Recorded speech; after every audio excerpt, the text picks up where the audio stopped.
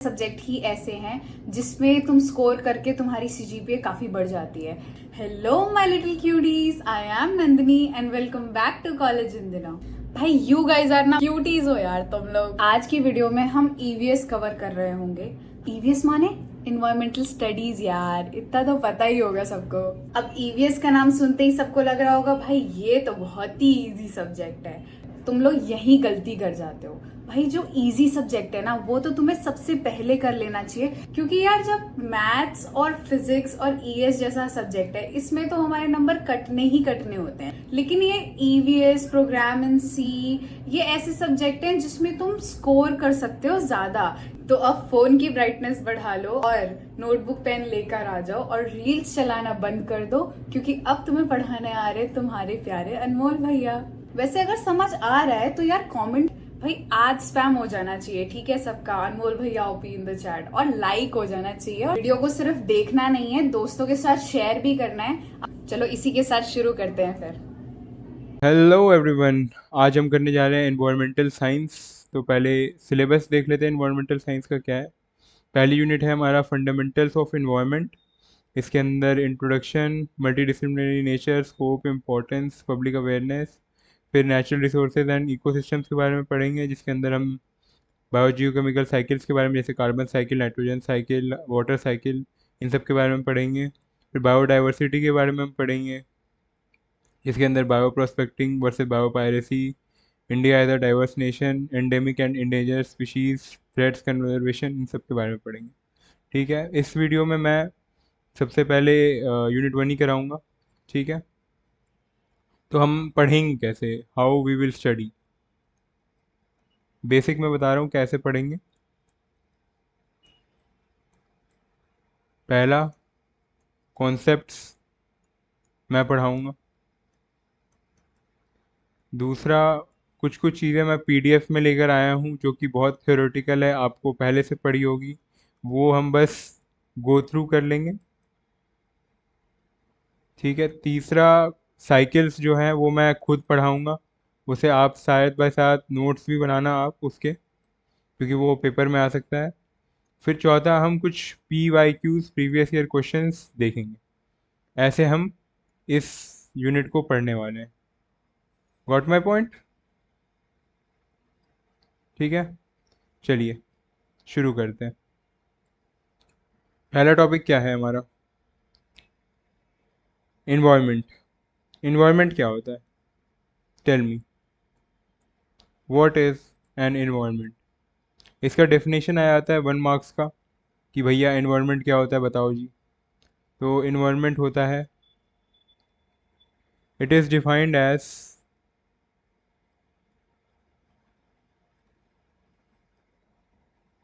The social,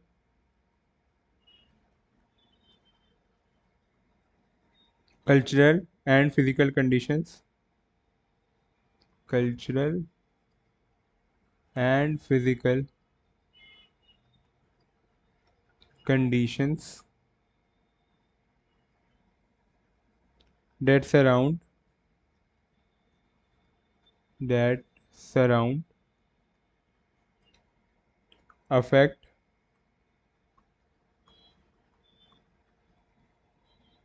influence the survival,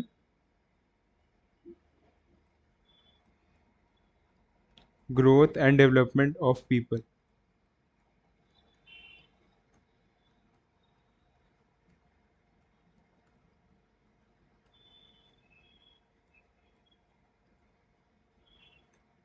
people ही का थोड़ी होता है, एनिमल्स एंड प्लांट्स का भी होता है। People, animals and plants. Okay, ये डेफिनेशन लिख लो। अब हम इन्वायरमेंट को 4 पार्ट्स में बांट सकते हैं। वो 4 पार्ट्स क्या होंगे आपके? पहला तो आपका एटमॉस्फेयर। एटमॉस्फेयर। अब दूसरा आप सोचो, दूसरा क्या होगा? हाइड्रोस्फेयर।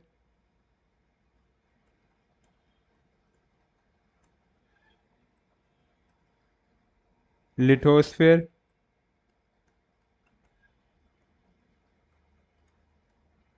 बायोस्फेयर। ये होते क्या क्या है? एटमॉस्फेयर का तो मतलब है the air envelope surrounding the earth is known as atmosphere. Hydrosphere क्या हो गया? पानी। 75% of the earth surface is covered with water. Lithosphere मतलब the solid component of earth, यानी कि soil, earth, rocks, mountains. Biosphere यानी the segment of environment consists of atmosphere, lithosphere, and hydrosphere, which influences and support the entire biotic and abiotic life system। मैं आपको एक Venn diagram के through बताता हूँ क्या होता है। पहला हमने एक स्फेयर लिया, ठीक है जी। फिर हमने एक दूसरा स्फेयर लिया, ठीक है जी। फिर हमने एक तीसरा भी स्फेयर लिया। ये नहीं, ये स्फेयर नहीं बना, ये ओवल बन गया कुछ।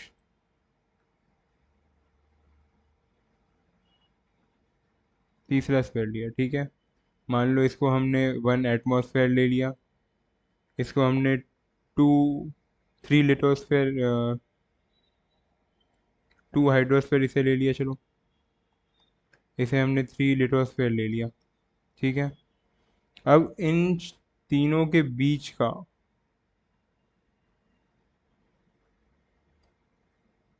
इसे हम कहते हैं बायोस्फेयर। बायोस्फेयर, ठीक है। समझ रहे हो मैं क्या कहना चाह रहा हूँ? इन तीनों का जो मिक्सचर है वो बायोस्फेयर होता है। अंडरस्टैंड? चलो, इकोसिस्टम क्या होता है? What is an ecosystem?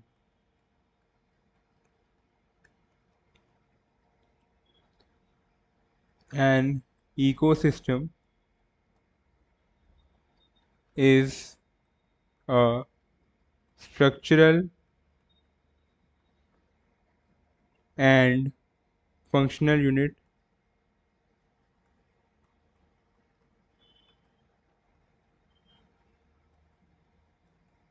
of ecology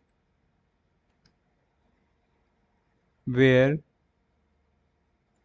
the living organisms interact with each other।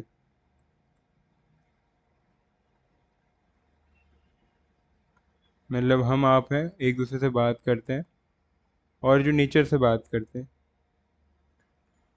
And the surrounding environment, उसे ही इकोसिस्टम कहते हैं। इसका एग्जांपल, इस एग्जांपल कैसे बताऊं इसको? हम कह सकते हैं it is a chain of interactions between organisms and environment. मतलब हम आपस में बात कर रहे हैं, हम इन्वायरमेंट, जैसे मैं इस फ़ोन कह रहा हूँ, मान लो इस टेबल से, इस चेयर से बात कर रहा हूँ, इस लैपटॉप को टच कर रहा हूँ, तो हम इन्वायरमेंट के साथ भी टच में हैं, हम आपस में भी इंटरेक्ट कर रहे हैं, तो यही हो गया इकोसिस्टम। एक इकोसिस्टम है। अब बताओ स्ट्रक्चर ऑफ इकोसिस्टम में क्या क्या आता है? स्ट्रक्चर ऑफ इकोसिस्टम, उसके अंदर आ गया बायोटिक कंपोनेंट्स और एबायोटिक कंपोनेंट्स। बायोटिक एबायोटिक आपको पता है क्या होता है? बायोटिक मतलब लिविंग, एबायोटिक मतलब नॉन लिविंग, ठीक है। बायोटिक के अंदर प्रोड्यूसर्स, कंज्यूमर्स, ये सब आ गए। एबायोटिक के अंदर वाटर, एटमॉस्फेयर, सनलाइट, सॉइल, ये सब आ गया, ठीक है। आ जाओ अब एक बार हम थोड़ा सा वो देख लेते हैं, फूड चेन और फूड वेब।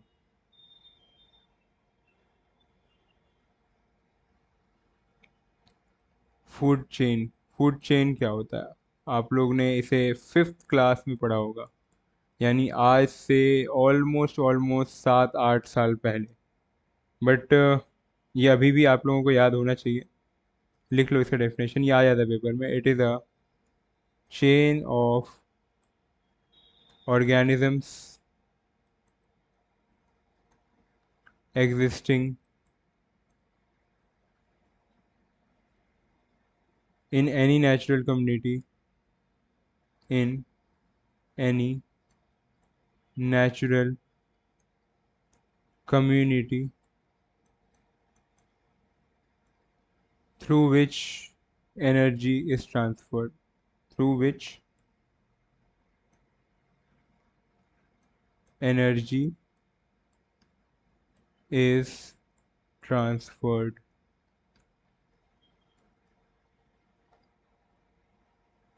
समझ गए आप? एक मैं फूड चेन बना भी देता हूँ आपका। बाकी हम जो पीडीएफ में लेके आए हैं, उसमें बहुत अच्छे से लिखा है, वहाँ भी एक्सप्लेन करूँगा, बट मैं एक बेसिक सा बता देता हूँ। सन है, सन से ये प्लांट्स पे जाएगा, प्रोड्यूसर्स, यानी प्लांट्स के पास जाएगा। अब ये जाएगा कंज्यूमर वन, यानी herbivore.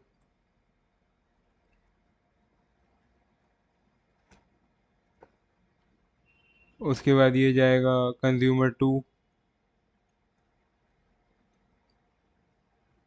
Small carnivores.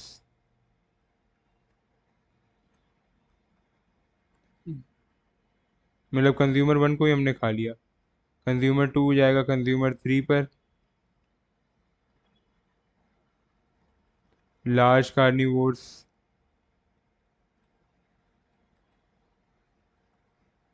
Consumer three जाएगा लास्ट डिकम्पोजर्स पे, मरने के बाद। ठीक है, ये हो गया हमारा बेसिक सा फूड साइकिल। मैंने बहुत बेकार डले बहुत बेकार बनाया है, बट आई होप आप एडजस्ट कर लेंगे। अब आते हैं फूड वेब पे। What is a food web? Food chain एक कॉन्सेप्ट है, फूड वेब एक रियलिटी, आप समझ लो ये बात। वेब का मतलब क्या होता है? वेब का मतलब होता है नेटवर्क। वेब का मतलब होता है network. Food web can be defined as a network of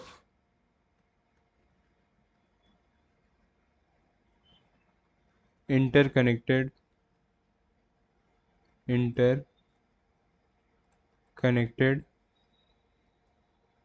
food chains, मतलब एक दूसरे में connected food chains, so as to form a so as to form a number of feeding relationships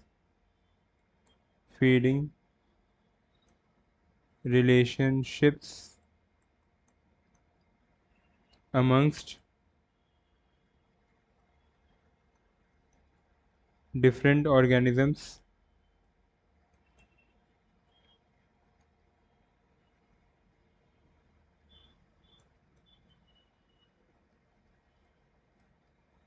of a biotic community, of a biotic, मैं ए biotic लग रहा होगा, ये biotic लिखा है मैंने, of a biotic community. Sorry for my handwriting. Actually graphic tablet अभी मैं नया नया यूज़ कर रहा हूँ, तो हैंड राइटिंग उतनी बैठी नहीं है। वीडियो के एंड तक थोड़ी थोड़ी ठीक हो जाएगी। ठीक है, अब आ जाते हैं, थोड़ा पीडीएफ देख लेते हैं। पीडीएफ में इमेजेस वगैरह हैं।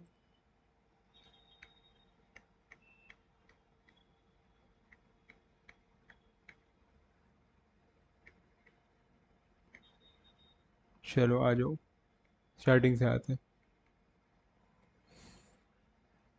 आ जाओ, हाईलाइटर निकाल लेता हूँ। Multi disciplinary nature of environmental studies, ये क्या कहता है? Environmental studies deal with every issue that affects an organism, it is essentially. ठीक है, ये रीड कर लेना आप लोग, मैं आपको पीडीएफ अप्लाई दे दूंगा। इन्वायरमेंटल स्टडीज़ क्या था, क्या है? बेसिक एंड अप्लाइड स्टडीज़, इसके अंदर फिजिकल साइंस भी आ जाता है, फिजिक्स केमिस्ट्री, लाइफ साइंस भी आ जाता है, मैथमेटिक्स स्टैटिस्टिक्स ये भी आ जाता है मॉडलिंग के लिए। टेक्नोलॉजी के लिए आप civil, chemical, hydraulics, nano technology, ये सब आ जाता है। मैनेजमेंट एंड अवेयरनेस के लिए economics, sociology, law, education management, mass communication, सब आ जाता है इसके अंदर।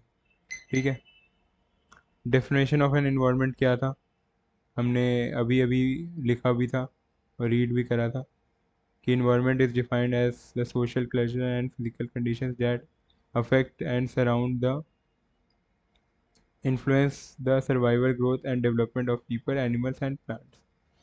ठीक है, इसके अंदर 4 सेगमेंट थे, एटमॉस्फेयर, हाइड्रोस्फेयर, लिटोस्फेयर और बायोस्फेयर। हमने इसके बारे में अच्छे से रीड कर लिया था। अब बताओ नीड ऑफ पब्लिक अवेयरनेस, क्या नीड है। The need of hour is to make public aware of the consequences of the environmental degradation। if not corrected and reformative measures undertaken would result in extinction of life। अभी आप देख रहे होगे इतने ज़्यादा floods आ रहे हैं, इतने ज़्यादा अर्थक्वेक्स आ रहे हैं, हर जगह अर्थ पे तबाही हो रही है। क्यों हो रही है? क्योंकि हमने अवेयरनेस नहीं थी इन्वायरमेंटल डिग्रेडेशन की।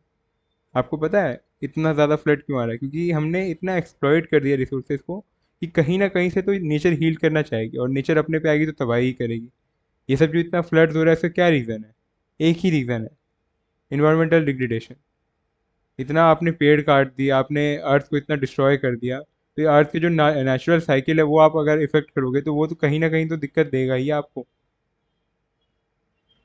पेड़ काट रहे हैं यार। मेजर चैलेंजेस क्या हैं हमारे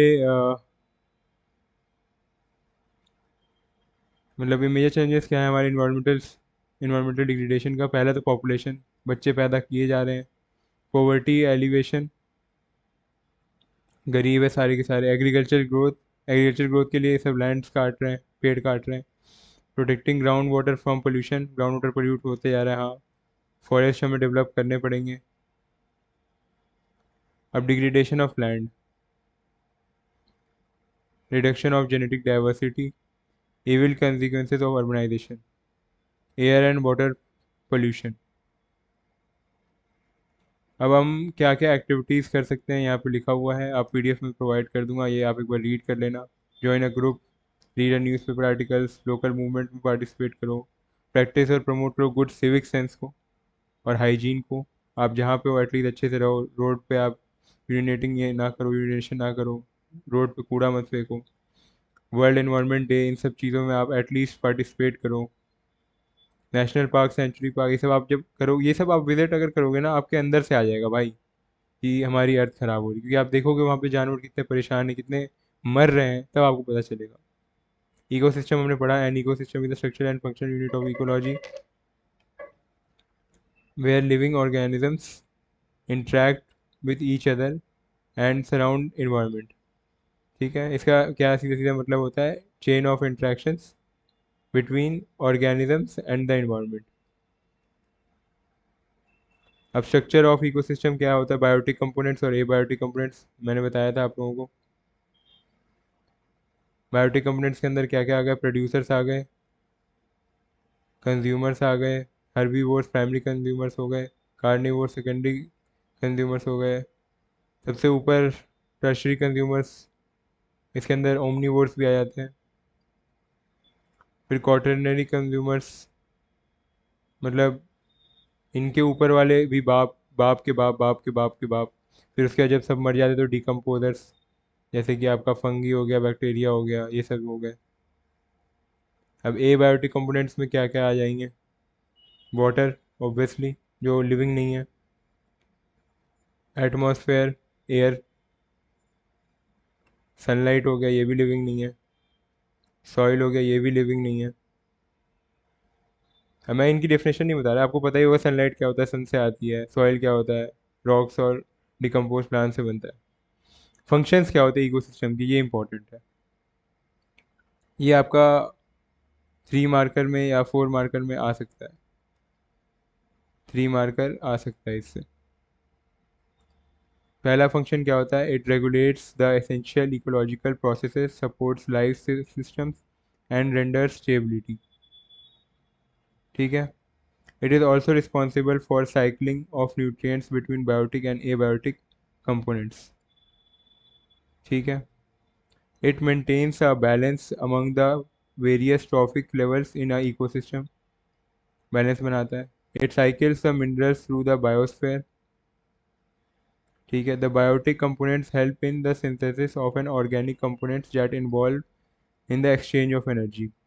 ठीक है, ये आप लोग लिख लेना, I would suggest. So the functional units of ecosystem or functional components that work together in an ecosystem are productivity, ठीक है, energy flow, decomposition and nutrient cycling. Okay. Food chain अभी हमने पढ़ा, the order of living organisms in a community in which one organism consumes to the other and is itself consumed by another organism to transfer of energy is called food chain. Okay. Food chain में भी कौन कौन आते हैं? Producers आते हैं, consumers आते हैं, कंज्यूमर्स में भी वही तीन भाई, तीनों तो भाई, फिर डिकम्पोजर्स, और हमारा फूड चेन कुछ इस प्रकार का बनता है। मैंने भी बनाया था, आप भी बना लो, अगर आपने उस टाइम नहीं बनाया तो अभी बना लो। ठीक है, ये एक फूड चेन है।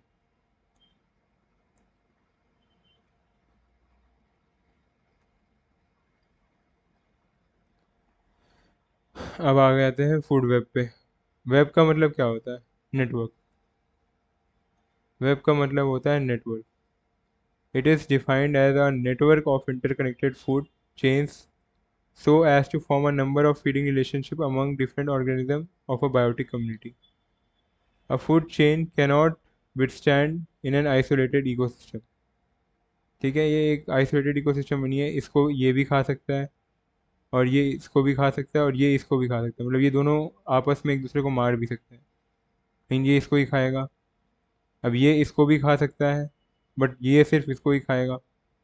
अब हिरन है, वो भी सिर्फ घास को ही खा सकता है, लेकिन ये इसको भी खा सकता है, ये इसको भी खा सकता है।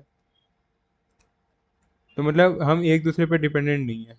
एक्चुअल में लाइफ फूड वेब की तरह ही होती है कि बंदे बहुत सारी चीज़ें खा सकते हैं, लेकिन हम फूड चेन को लेते हैं एज अ रेफरेंस। समझ रहे हो आप? फूड वेब का डायग्राम आपको बनाना है तो आप बना लेना। अब आ जाते हैं हम इकोलॉजिकल पिरामिड्स पे। इकोलॉजिकल पिरामिड्स होते क्या है?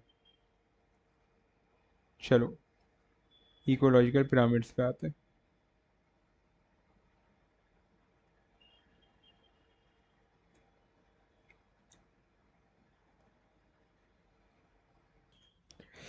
ओके गाइस, हम स्टार्ट कर रहे हैं इकोलॉजिकल पिरामिड्स। इकोलॉजिकल पिरामिड्स होता क्या है? द एक second, the term ecological pyramids means geographical representation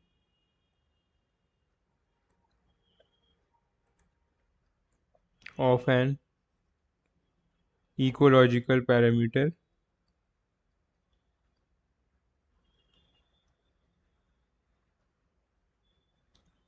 एक पैरामीटर होगा, ecological parameter of a food chain in the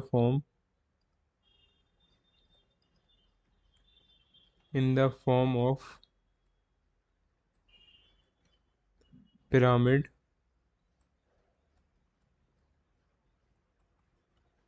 is known as ecological pyramid। ठीक है, इन इकोलॉजिकल पिरामिड्स एक एक चीज़ नोट कर लो आप, इन ecological pyramids producers form the basic and topmost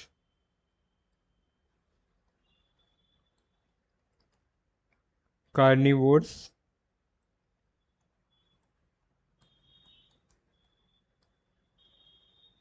from carnivores from the top of the pyramids, from the top of the pyramids, मतलब producers होते हैं सबसे ऊपर। ठीक है, अब पिरामिड्स होते क्या क्या हैं, क्या होते हैं, क्यों होते हैं, कितने टाइप के होते हैं, इसके हम टाइप्स पढ़ लेते हैं। टाइप्स,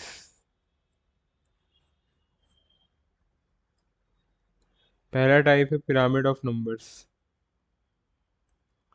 पिरामिड, ये आता है पेपर में, बकायदा पेपर में आता है, आप पढ़ लो इसको। पिरामिड ऑफ नंबर्स, ठीक है।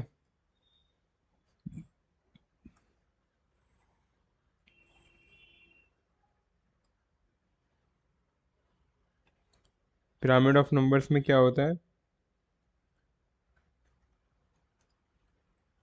It shows the relationships among the number of producers, among the number of producers, primary consumer, secondary consumer, primary consumer, secondary consumer and so on, मतलब जितने भी टर्शरी क्वाटरनरी जितने भी हैं आगे तक, so on, in any ecosystem, in any ecosystem. इसका मतलब है ये नंबर ऑफ प्रोड्यूसर्स के बेसिस पे ये रहता है। ठीक है, तो इसका एक एग्जांपल मैं दिखा देता हूँ, ग्रासलैंड इकोसिस्टम का। ग्रासलैंड इकोसिस्टम, ठीक है, ये अपराइट है। अपराइट मतलब नीचे से ऊपर जाने वाला। ठीक है, आ जाओ बनाते हैं।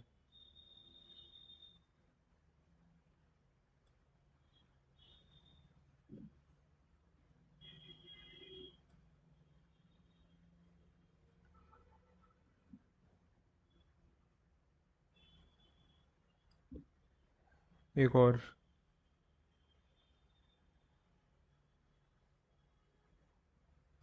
ठीक है, सबसे नीचे क्या होगा? ग्रास, ठीक है, उसके नीचे क्या होगा? रैबिट्स, ठीक है, एक सेकंड,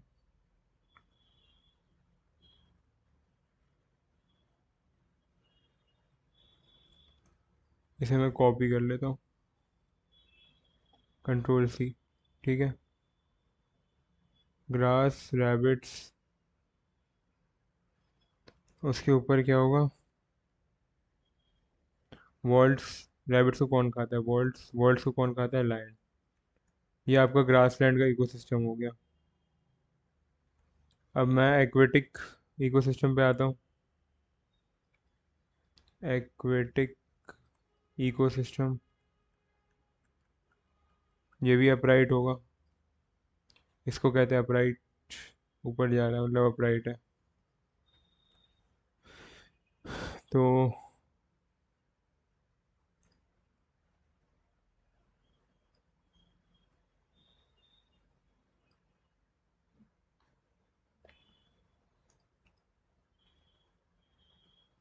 तो एक्वेटिक में क्या क्या हो जाएगा? पहले तो phytoplankton, phytoplankton, small fish, big fish, इसके ऊपर शार्क, ये सब आ गए। ठीक है, तीन में ही निपट गया ये तो।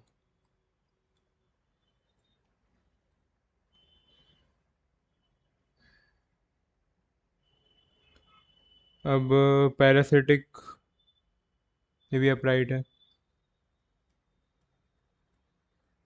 अब आते हैं पैरासिटिक पर। पैरासिटिक फूड चेन,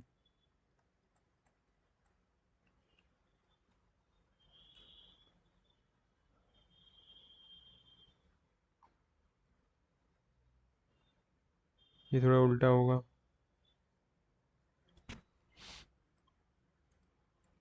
सबसे ऊपर क्या आएगा? लाइस एंड बग्स। उसके नीचे क्या आएगा? Fruit carrying trees, fruit carrying seeds, sorry, fruit carrying seeds. इसमें क्या आएगा? ट्रीज। ट्रीज से ऊपर क्या होता है? सॉइल, ये सब आएगा नहीं, हटा दो, तीन का ही रखो। ये इन्वर्टेड है, ठीक है। इन्वर्टेड मतलब नीचे की तरफ, समझ गए?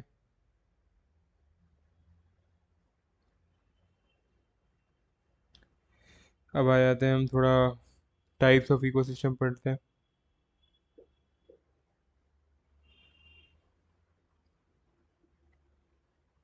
एक बार पिरामिड ऑफ नंबर्स आप देख लो, यही होता है, मैंने अभी बताया था।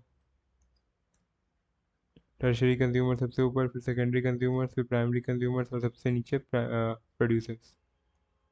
पिरामिड ऑफ नंबर्स कहते हैं इसे, ठीक है।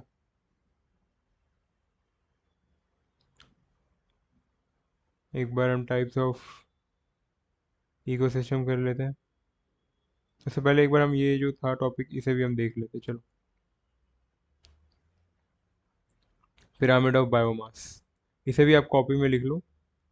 जू प्लैंक्टन्स और फाइटोप्लैंक्टन्स, ये आपका इन्वर्टेड हो गया, ठीक है। अब अपराइट पिरामिड ऑफ बायोमास, ये भी इम्पोर्टेंट है। Ecosystems found on land mostly have pyramids of biomass with large base of primary producers with a smaller trophic level perched on top, hence upright pyramid of biomass। ये upright होता है। Producers का सबसे ज़्यादा maximum होता है biomass,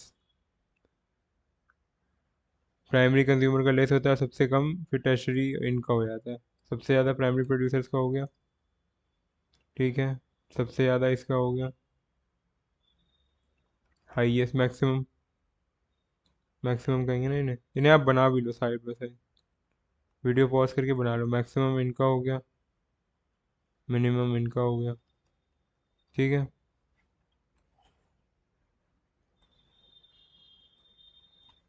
pyramid of energy भी वैसे ही बना लेना। टाइप्स ऑफ इकोसिस्टम पे आते हैं, आ जाओ। An ecosystem can be small as an oasis in desert और can be big as an ocean spanning thousands of miles, and there are two types of ecosystem. दो तरह के इकोसिस्टम होते हैं, एक तो पहला नेचुरल, आपने जो नेचुरल बनाया हुआ है, टेरेस्ट्रियल इकोसिस्टम, या फिर एक्वेटिक इकोसिस्टम, या फिर आर्टिफिशियल इकोसिस्टम जो मैन मेड है, एग्रीकल्चर इकोसिस्टम या एक्वाकल्चर इकोसिस्टम। पता ही है आपको, एग्रीकल्चर के लिए जब हम अगर ह्यूमन मैन मेड तरीके से मतलब बनाने की कोशिश कर रहे हैं तो वो आर्टिफिशियल के अंदर ही आएगी। या फिर पानी में हम जानवर बचाने की कोशिश कर रहे हैं तो वो वही वही चीज़ें हो गई, आर्टिफिशियल है, ठीक है।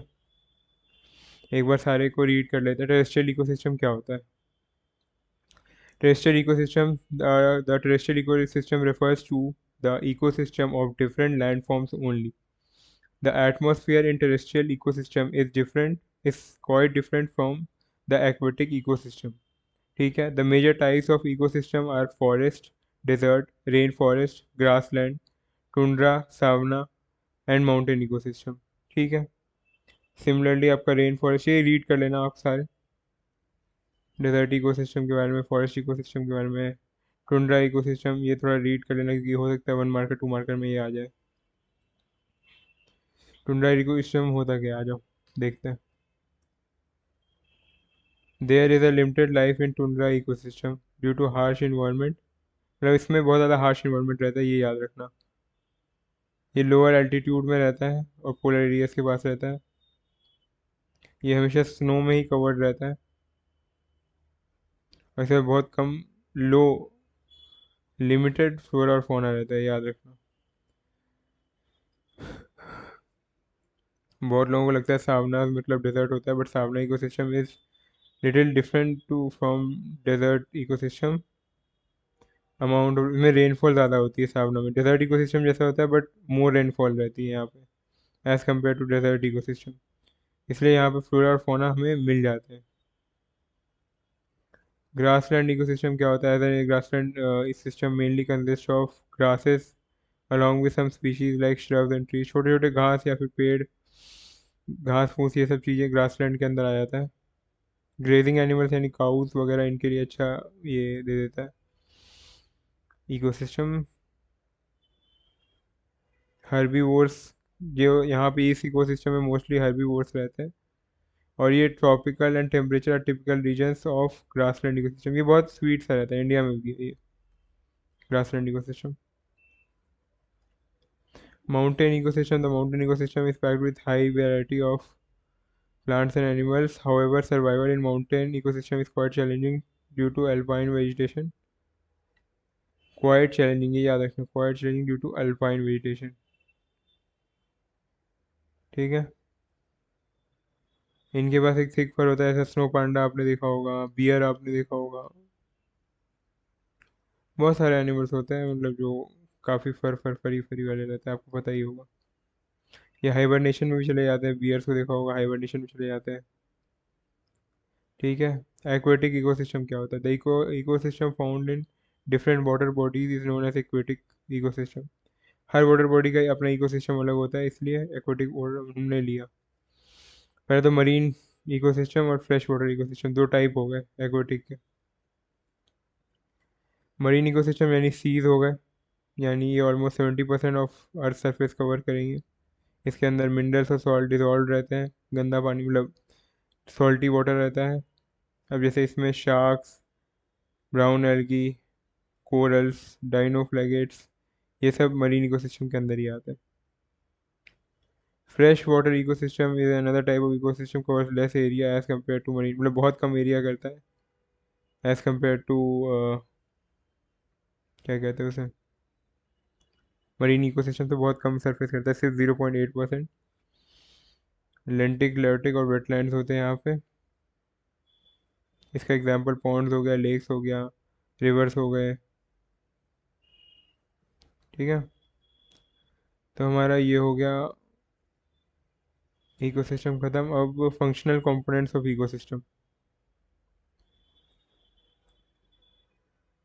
इसके फंक्शनल कंपोनेंट्स कौन कौन से होते हैं? Abiotic, biotic, producers, consumers. Abiotic क्या होता है? Abiotic refers to all non living present in atmosphere. Biotic मतलब लिविंग। प्रोड्यूसर्स मतलब जो अपना खाना खुद बना सकते हैं। कंज्यूमर्स मतलब जो दूसरों पर डिपेंडेंट होते हैं। और डिकम्पोजर्स मतलब organism feeds on dead and decaying matter, जैसे फंगाई, बैक्टीरिया, ये सब होगा। अब हम आते हैं बायोजियोकेमिकल साइकिल पे। बायोजियोकेमिकल साइकिल क्या होती है? Biogeochemical cycle mainly refer to the movement of nutrients and other elements between biotic and abiotic factors. इसे हम अच्छे से पढ़ते हैं। इसमें कौन कौन से साइकिल हमें पढ़ने हैं? कार्बन साइकिल पढ़ना है, नाइट्रोजन साइकिल पढ़ना है, वाटर साइकिल पढ़ना है, सल्फर साइकिल पढ़ना है। ठीक है। आ जाओ पहले हम स्टार्ट करते हैं बायोजियोकेमिकल साइकिल्स के साथ। आ जाओ। सो बायोजियोकेमिकल साइकिल, बायोजियोकेमिकल साइकिल को हम और क्या कहते हैं? बायोजियोकेमिकल साइकिल को हम न्यूट्रिएंट साइकिल भी कह सकते हैं। बायोजियोकेमिकल साइकिल और न्यूट्रिएंट साइकिल।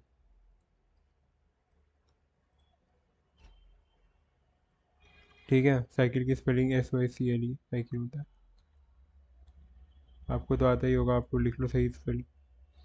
क्या कहते हैं इसे? न्यूट्रिएंट ऑफ, राइटिंग अच्छी नहीं बन रही। न्यूट्रिएंट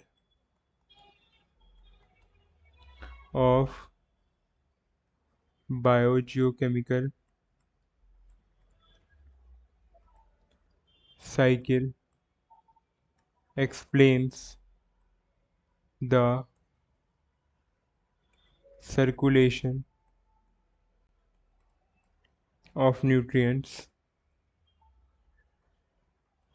जिसके अंदर आ गया आपका carbon, nitrogen, sulphur from environment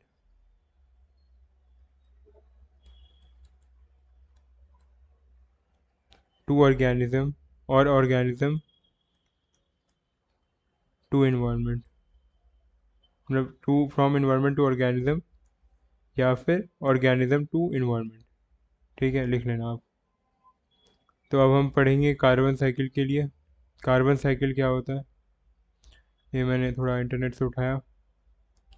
carbon cycle is the process where carbon compounds are interchanged among the biosphere, geosphere and pedosphere and hydrosphere and atmosphere of the earth। ठीक है, लिख लेना आप भी इसे। अब कार्बन साइकिल के स्टेप्स क्या होते हैं। पहला step, carbon present in the atmosphere is absorbed by plants for photosynthesis. हाँ जी भाई, ये तो ठीक है। These plants are then consumed by animals and gets bioaccumulated into their bodies। अच्छा जी, मैं समझा। मतलब पहले कार्बन प्रेजेंट होता है एटमॉस्फेयर में, ये एब्जॉर्ब कर लेते हैं प्लांट्स, अब प्लांट्स को खा लेते हैं एनिमल्स, तो इनके अंदर बायो एक्यूमुलेट हो जाता है कार्बन। ठीक है, these animals and plants eventually die and upon decomposing carbon is release back to the atmosphere. मतलब ये जब मर गए, एनिमल्स एंड प्लांट जब मर गए, तो इनके अंदर का जो कार्बन है वो डिकम्पोज हो गया, वापस एटमॉस्फेयर में इसने वापस दे दिया कार्बन। ठीक है जी। Some of the carbon is not release back in atmosphere eventually become fossil fuels. जो कार्बन रिलीज नहीं हो पाया वो आपका पेट्रोल डीजल ये सब बन जाता है। ठीक है, फॉसिल फ्यूल्स बन जाता है, जो कि इवेंचुअली धुआं की तरफ निकल ही जाता है ये भी। Then these fossil fuels are then used by man made activities, गाड़ी चलाने में उड़ा दिया हमने, which pump carbon back more into atmosphere. तो ये है हमारा कार्बन साइकिल। थोड़ा आसान भाषा में समझते हैं इसे। फोटोसिंथेसिस से CO2 को हम ले रहे हैं। ठीक है, एनिमल रेस्पिरेशन से CO2 निकल रहा है। अब ये फॉसिल फ्यूल्स यहाँ यूज़ हो रहे हैं। अब जब ये मर जाएंगे तो ये डेड ऑर्गेनिजम्स भी अपना कार्बन निकाल लेंगे, लेकिन कुछ बच जाएगा, वो फॉसिल फ्यूल में बन जाएगा। वो आपका ये फैक्ट्रीज यूज़ करके धुआं निकाल देगी बाहर, ट्रीज से भी निकल ही रहा है। तो क्या हो गया आपका carbon cycle showing flow of carbon and it's source and path. यही आपका कार्बन साइकिल होता है। इसे आप लिख लो, बना लो। डायरेक्ट मत बनाना आप, जैसे सनलाइट का सन बना दिया आपने, CO2 से कनेक्टेड, जैसे जैसे चीज़ें कनेक्टेड है वैसे वैसे कनेक्ट करके बना दो बहुत बढ़िया सा। ठीक है, कार्बन साइकिल आप लोगों को समझ में आ गया एक बार क्या होता है कार्बन साइकिल। आ जाओ नाइट्रोजन साइकिल पे। ये थोड़ा इंपॉर्टेंट है नाइट्रोजन साइकिल, क्योंकि ये पेपर में आता है। ऐसा कोई पेपर नहीं जिसमें ये ना आया हो। 2 मार्क्स से या 5 मार्क्स से आता ही आता है। थोड़ा देखो क्या होता है। एक नाइट्रोजन फिक्सिंग बैक्टीरिया होता है, वो नाइट्रोजन फिक्सेशन करता है, एटमॉस्फेयर से नाइट्रोजन अपने अंदर लेता है। ठीक है, उसे फिर वो NH3 में कन्वर्ट करता है, फिर नाइट्रीफाइंग बैक्टीरिया में कन्वर्ट होता है वो। फिर इसका नाइट्रिफिकेशन होता है, ये NO3 में कन्वर्ट होता है, फिर डी नाइट्रिफिकेशन बैक्टीरिया होता है, फिर डी नाइट्रिफिकेशन होता है जो N2 को वापस एटमॉस्फेयर में छोड़ देता है। ये तो एक बैक्टीरिया बैक्टीरिया वाला काम हो गया। अब आता है अमोनिफिकेशन पे। काऊ डंग के अंदर NH4 रहता है। ठीक है, ये डिकम्पोज होकर NO2 बनता है, फिर ये नाइट्रीफाइंग बैक्टीरिया से NO2 कन्वर्ट फिर अंदर लेता है, नाइट्रिफिकेशन करके NO3 बनाता है। ये सब काम नाइट्रीफाइंग बैक्टीरिया करता है। मेन जो इम्पोर्टेंट बंदा है इस सब का वो नाइट्रीफाइंग बैक्टीरिया ही है। ठीक है, जो डेफिनेशन लिखते हैं नाइट्रोजन साइकिल एक्चुअल में क्या होता है भाई। Nitrogen cycle is a biological biogeochemical process which transform the inert nitrogen present in the atmosphere to a more usable form of living organisms। जो कि इनर नाइट्रोजन है, जो एटमॉस्फेयर में प्रेजेंट है, उसे मोर यूजफुल हम बना सकते हैं लिविंग ऑर्गेनिजम्स के लिए नाइट्रोजन साइकिल के थ्रू। सही बात है, आप लोग लिख भी लो इसे।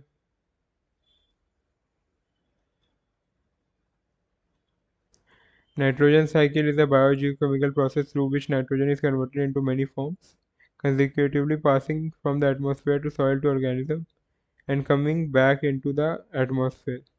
मतलब घूम फिर के एटमॉस्फेयर में वापस आना, इसी को ही नाइट्रोजन साइकिल कहते हैं, एक ट्रिप मार के आता है, यही वाली बात है। अब प्रोसेस ऑफ नाइट्रोजन साइकिल हम देखते हैं। पहला प्रोसेस क्या होता है? नाइट्रोजन फिक्सेशन, दूसरा नाइट्रिफिकेशन, तीसरा एसिमिलेशन, चौथा अमोनिफिकेशन, पांचवा डीनिट्रिफिकेशन। ठीक है, 5 प्रोसेस होते हैं। पहला प्रोसेस देखते हैं नाइट्रोजन फिक्सेशन वाला। क्या लिखा है? It is the initial step of nitrogen cycle. ये पहला स्टेप है नाइट्रोजन साइकिल का, जिसमें एटमॉस्फेरिक नाइट्रोजन N2 रहता है, ये इनर्ट फॉर्म में रहता है, इस कन्वर्टेड इनटू अमोनिया, NH3 में कन्वर्ट होता है। ठीक है, अब इस प्रोसेस में the inert form of nitrogen gas is deposited into soils from the atmosphere and surface water mainly through precipitation. Precipitation के थ्रू ज़मीन में घुस जाता है। आपको पता है ज़मीन में नाइट्रोजन घुस गया, उसके बाद से ही ये नाइट्रोजन फिक्सेशन का प्रोसेस हो पाता है, क्योंकि जो बैक्टीरिया होता है वो ज़मीन के अंदर ही होता है। The entire process of nitrogen fixation is completed by symbiotic bacteria. Bacteria का नाम याद रख लो, डायजोट्रॉप्स, एजोटोबैक्टर या फिर rhizobium also have a major role in this process. The bacteria consists of nitrogenase enzyme, ये enzyme का नाम याद रखना, 2 मार्कर में पूछ सकते हैं। nitrogenase enzyme which has a capability to combine gaseous nitrogen into with hydrogen to form ammonia। हम अमोनिया बनाते हैं नाइट्रोजन फिक्सेशन में। ठीक है, टाइप्स ऑफ नाइट्रोजन फिक्सेशन। पहला एटमॉस्फेरिक फिक्सेशन, एटमॉस्फेयर से जो होता है। दूसरा इंडस्ट्रियल, तीसरा बायोलॉजिकल। तीनों में डिफरेंस क्या है? A natural phenomena where the energy of lightning breaks the nitrogen into nitrogen oxides where they are used by plants. बाहर में बिजली कड़की, उसकी वजह से जो नाइट्रोजन ब्रेक हुआ नाइट्रोजन ऑक्साइड में, वो एक तरीका हो गया। इंडस्ट्रियल नाइट्रोजन फिक्सेशन क्या होता है? जो इंसान करता है फैक्ट्री में, लैब्स में जाके जो इंसान करता है, उसको ही इंडस्ट्रियल नाइट्रोजन फिक्सेशन कहते हैं। बायोलॉजिकल नाइट्रोजन फिक्सेशन क्या होता है? वही जो प्लांट्स करते हैं, राइजोबियम बैक्टीरिया जो करता है, या फिर ब्लू ग्रीन एल्गी जो करता है, वही आपका नाइट्रोजन बायोलॉजिकल नाइट्रोजन फिक्सेशन होता है। ये इक्वेशन से याद कर लो, ये इक्वेशंस आती हैं नाइट्रिफिकेशन के अंदर, याद रहेगा। आपके chances of scoring full marks is way higher in this subject. In this process, ammonia is converted into nitrate by the presence of bacteria in the soil. Nitrites are formed by oxidation of ammonia with the help of nitrosomonas bacteria species. Later, the produced nitrites are converted into nitrates by Nitrobacter. This conversion is very important as ammonium gas is toxic for plants. Ammonia gas toxic रहती है plants के लिए, तो nitrification होती है इसकी, यानी NH3 के साथ O2 रिएक्ट करके 2NO2 बना देता है और 2H प्लस बाहर हो जाता है। फिर वही 2NO2 रिएक्ट करती है ऑक्सीजन के साथ दोबारा, और वो 2NO3 बना देता है। ठीक है, तो 2NH3 से आपका 2NO3 बनता है ऑक्सीडेशन कर करके। ठीक है, चलो एसिमिलेशन पढ़ते हैं। एसिमिलेशन क्या होता है? अरे यार, एसिमिलेशन क्या होता है? अमोनिफिकेशन क्या होता है? Primary producers like plant take nitrogen compounds from the soil with the help of roots, which are available in the form of ammonia, nitrite ions, nitrate ions, or ammonium ions, and are used in the formation of plant and animal proteins. This way it enters into food web where the primary consumers eat plants. ठीक है, इसमें क्या होता है? जो plants होते हैं वही नाइट्रोजन कंपाउंड्स ले लेते हैं एटमॉस्फेयर से in the form of ammonia या नाइट्राइट आयंस, और उसे प्रोड्यूसर्स खा जाते हैं, यानी प्लांट्स ईट कर लेते हैं, और वही फूड वेब, आपका फूड वेब वाली सिस्टम हो जाता है यहाँ पे। ठीक है, अमोनिफिकेशन क्या होता है? जब प्लांट्स और एनिमल्स मर जाते हैं, इंसान मर गया, मरने के बाद शरीर बची, ऑर्गेनिक मैटर हुआ, बचा हुआ है, उसको वापस सॉइल में डाल देते हैं। वो डिकम्पोज होगा धीरे धीरे, बैक्टीरिया फंगाई से डिकम्पोज हुआ, जो नाइट्रोजन कंपोनेंट है उसका वो सॉइल में वापस चला जाता है। तो यही ऑर्गेनिक मैटर अमोनिया में कन्वर्ट हो जाता है, और इसी process of decomposition of ammonia को अमोनिफिकेशन कहते हैं। डीनाइट्रिफिकेशन, डीनाइट्रिफिकेशन ये इंपॉर्टेंट है। Denitrification is the process in which the nitrogen compounds make their way back into the atmosphere by converting nitrate NO3 minus into gaseous nitrogen. This process of nitrogen cycle is the final stage which occurs in absence of oxygen. Denitrification is carried out by denitrifying bacterial species like Clostridium pseudomonas, which will process the nitrate, gain oxygen and give free nitrogen gas as a byproduct. ये दो bacteria के नाम याद कर लेना. ये क्या करते हैं, नाइट्रेट को फ्री नाइट्रोजन गैस में कन्वर्ट कर देते हैं. ठीक है. Nitrogen cycle in marine ecosystem. The process of nitrogen cycle is similar manner in marine ecosystem as in terrestrial ecosystem. The only difference is carried out by marine bacteria. इसमें marine bacteria use होता है. The nitrogen containing compounds fall into ocean as sediments get compressed over long periods and form sedimentary rock. Due to geological uplift, these sedimentary rocks move land. Initially, it was not known these nitrogen containing sedimentary rocks are essential source of nitrogen. But recent research have proved that the nitrogen from these rocks is released into plants due to the weathering of rocks. ठीक है. इसे एक बार आप पूरा जो मैं notes दूंगा इसे आप रीड कर लेना. इंपॉर्टेंस ऑफ नाइट्रोजन क्या है, क्या इंपॉर्टेंस होता है. प्लांट्स को सिंथेसाइज करता है chlorophyll from the nitrogen compounds. और क्या होता है, बहुत सारी पार्ट्स होते हैं. ये सब आप एक बार रीड कर लेना. ठीक है. अब हम आते हैं सल्फर साइकिल पे. अभी तक हमने पढ़ लिया कार्बन साइकिल और नाइट्रोजन साइकिल. अब आते हैं हम सल्फर साइकिल पे. सल्फर साइकिल पे आते हैं. What is sulphur cycle. पहला स्टेप क्या होता है सल्फर साइकिल में. चलो इसे छोटा करो पहले थोड़ा. The sulphur is released by weathering of rocks. Rock से वेदरिंग से निकलता है ये. हाँ जी भैया. Sulphur comes in contact with air and convert into sulphates. Sulphates में कन्वर्ट हो जाता है. हाँ जी ठीक है. Sulphates are taken up by plants and microbes and are converted into organic forms. ठीक है. ऑर्गेनिक फॉर्म्स में कन्वर्ट हो गया ये. The organic form of sulfur is then consumed by animals. Animals ने खा लिया इन्हें, तो ये फूड चेन में ऊपर मूव कर गया. अब जब एनिमल मरेंगे ये सल्फर डिकम्पोज होगा, फिर माइक्रोब्स में बनेगा. There are several natural resources, नहीं नेचुरल वो क्लाइमेटीज, जैसे volcanic eruption, evaporation of waters, breakdown of organic matter into swamp. ये डायरेक्टली एटमॉस्फेयर में सल्फर रिलीज कर देते हैं. ठीक है. क्रेजी चीज़ है. अब पहले स्टेप्स क्या क्या फॉलो होते हैं सल्फर साइकिल में. Decomposition of organic compounds, oxidation of hydrogen sulphide into elemental sulphur. ठीक है. अब इसका क्या मतलब है कि जो प्रोटीन डिग्रेडेशन होता है अमीनो एसिड्स का, वो सल्फेट्स के अंदर होता है, जो कि H2S में कन्वर्ट हो जाता है by the action of desulfotomaculum bacteria. नाम याद रखना आप. अगर लिखने में अगर आप इन सब चीज़ों का यूज़ करोगे तो आपके जो नंबर है वो भर भर के टीचर देता है. टीचर खोजता ही है कुछ कुछ अलग सा वर्ड दिख जाए और फिर वो नंबर दे देगा. इतना याद करने की जरूरत नहीं है, एक दो भी याद रहेगा बैक्टीरिया तो आप बना बना के लिख दोगे. अब ये ऑक्सीडेशन ऑफ हाइड्रोजन सल्फाइड में क्या होता है, hydrogen sulphide oxidises into elemental sulphur. Certain photosynthetic bacteria from families like chlorobacillae या फिर क्लोरोमैटिसिले इनिशिएट ऑक्सीडेशन. ऑक्सीडेशन होता है H2S का और वो सल्फर में कन्वर्ट हो जाता है. ठीक है. ऑक्सीडेशन ऑफ एलिमेंटल सल्फर, मैं यही बोल रहा था. Elemental sulphur present in soil can not be utilised by plants, therefore it is converted into sulphates by chemolithotrophic bacteria. भाई नाम तो एक से एक है, मेरे को नहीं याद रहेंगे, आपको क्या याद रहेंगे. नाम लिख लेना, नोट्स बनाना, नोट्स में साथ आप लिखते रहना तभी आपको याद रह पाएगा, वरना तो भाई लग गया आपके फिर तो. Reduction to sulphates. Sulfates are reduced into hydrogen sulfide by desulfuricance. Crazy भाई, क्या ही नाम है. This occurs in two steps. पहला sulfates are converted into sulfides using ATP, utilizing ATP. दूसरा reduction of sulfide to hydrogen sulfide. ठीक है. लिख लेना इसे, नोट्स बना लेना.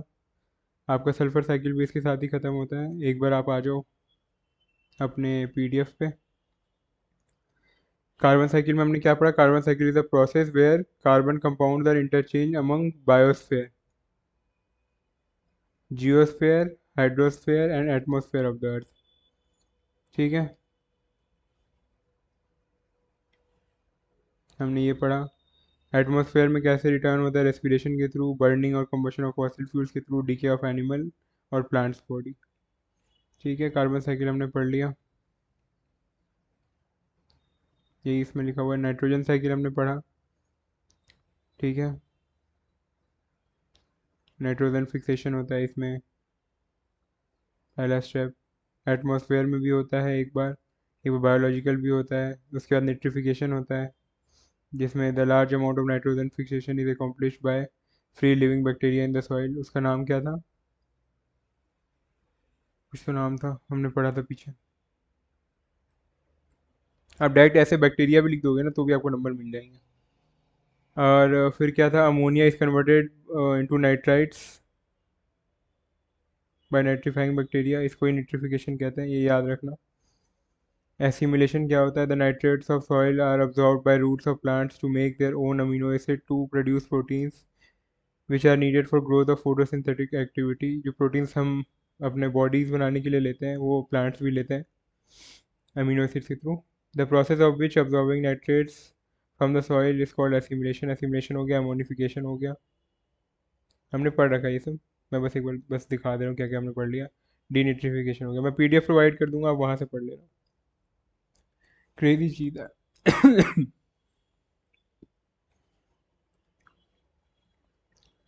नाइट्रोजन साइकिल का एक बार डायग्राम देख लो आप।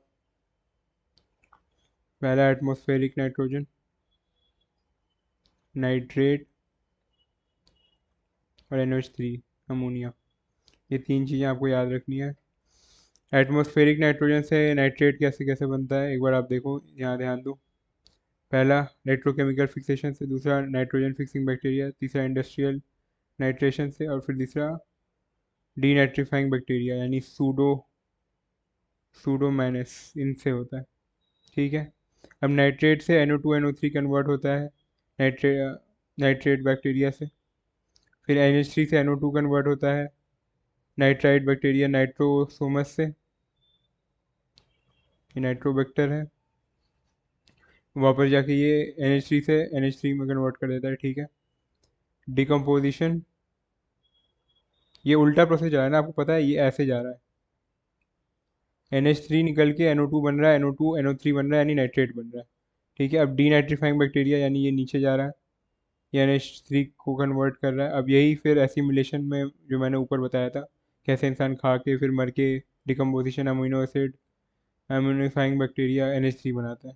ठीक है, अगर आपको स्टेप्स लिखना है तो एक बार यहाँ पे लिख सकते हो, बढ़िया से बता रखा है। नाइट्रेट से एसिमिलेशन हुआ, प्रोड्यूसर कंज्यूमर में गया, फिर डेथ हुई, डिकम्पोजिशन हुआ, अमीनो एसिड प्लस यूरिया बना, वापस से NH3 बन गया, और डीनाइट्रीफाइंग बैक्टीरिया सीधा NH3 बना दिया नाइट्रेट से। ठीक है, सल्फर साइकिल मैंने अभी जस्ट बताया। ठीक है, इसका भी डायग्राम देख लो, आ जाओ। SO4 ये हैं taken up by green plants, green plants ने टेक करा, ये प्रोड्यूसर हो गए, कंज्यूमर, फिर वही मौत हो गई, डिकम्पोजिशन हुआ, H2S में कन्वर्ट हुआ। H2S आपका फोटोजेनेटिक और कीमोसिंथेटिक सल्फर बैक्टीरिया से वापस SO4 में कन्वर्ट करता है। या फिर कंज्यूमर मर के डायरेक्ट फॉसिल फ्यूल, सारा अगर डिकम्पोज नहीं हुआ तो वो फॉसिल फ्यूल से बन जाता है, जो कि फिर आपका यूज़ होता है एसओ, मतलब जो फॉसिल फ्यूल्स कहाँ यूज़ होता है, व्हीकल्स वगैरह में, इंडस्ट्री में यूज़ होता है, जो कि SO2 कन्वर्ट, आपका SO2 बाहर निकालता है। फिर SO2 का ऑक्सीडेशन हुआ तो वो SO4 में कन्वर्ट हो गया। ये दो तरीके तीन तरीके हो गए आपका एसओ सल्फर साइकिल का। चलो आ जाते हैं अब हम नेचुरल रिसोर्सेज पे। Natural resources can be defined as a resource that exist on the planet independent of human actions.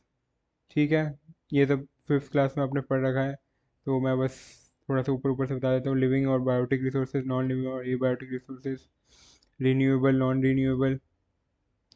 Go through कर लेना नोट्स के साथ, आपको ईजी रहेगा। रीन्यूएबल का मतलब एक बार रीन्यू कर सकते हैं, नॉन रीन्यूएबल का मतलब रीन्यू नहीं कर सकते।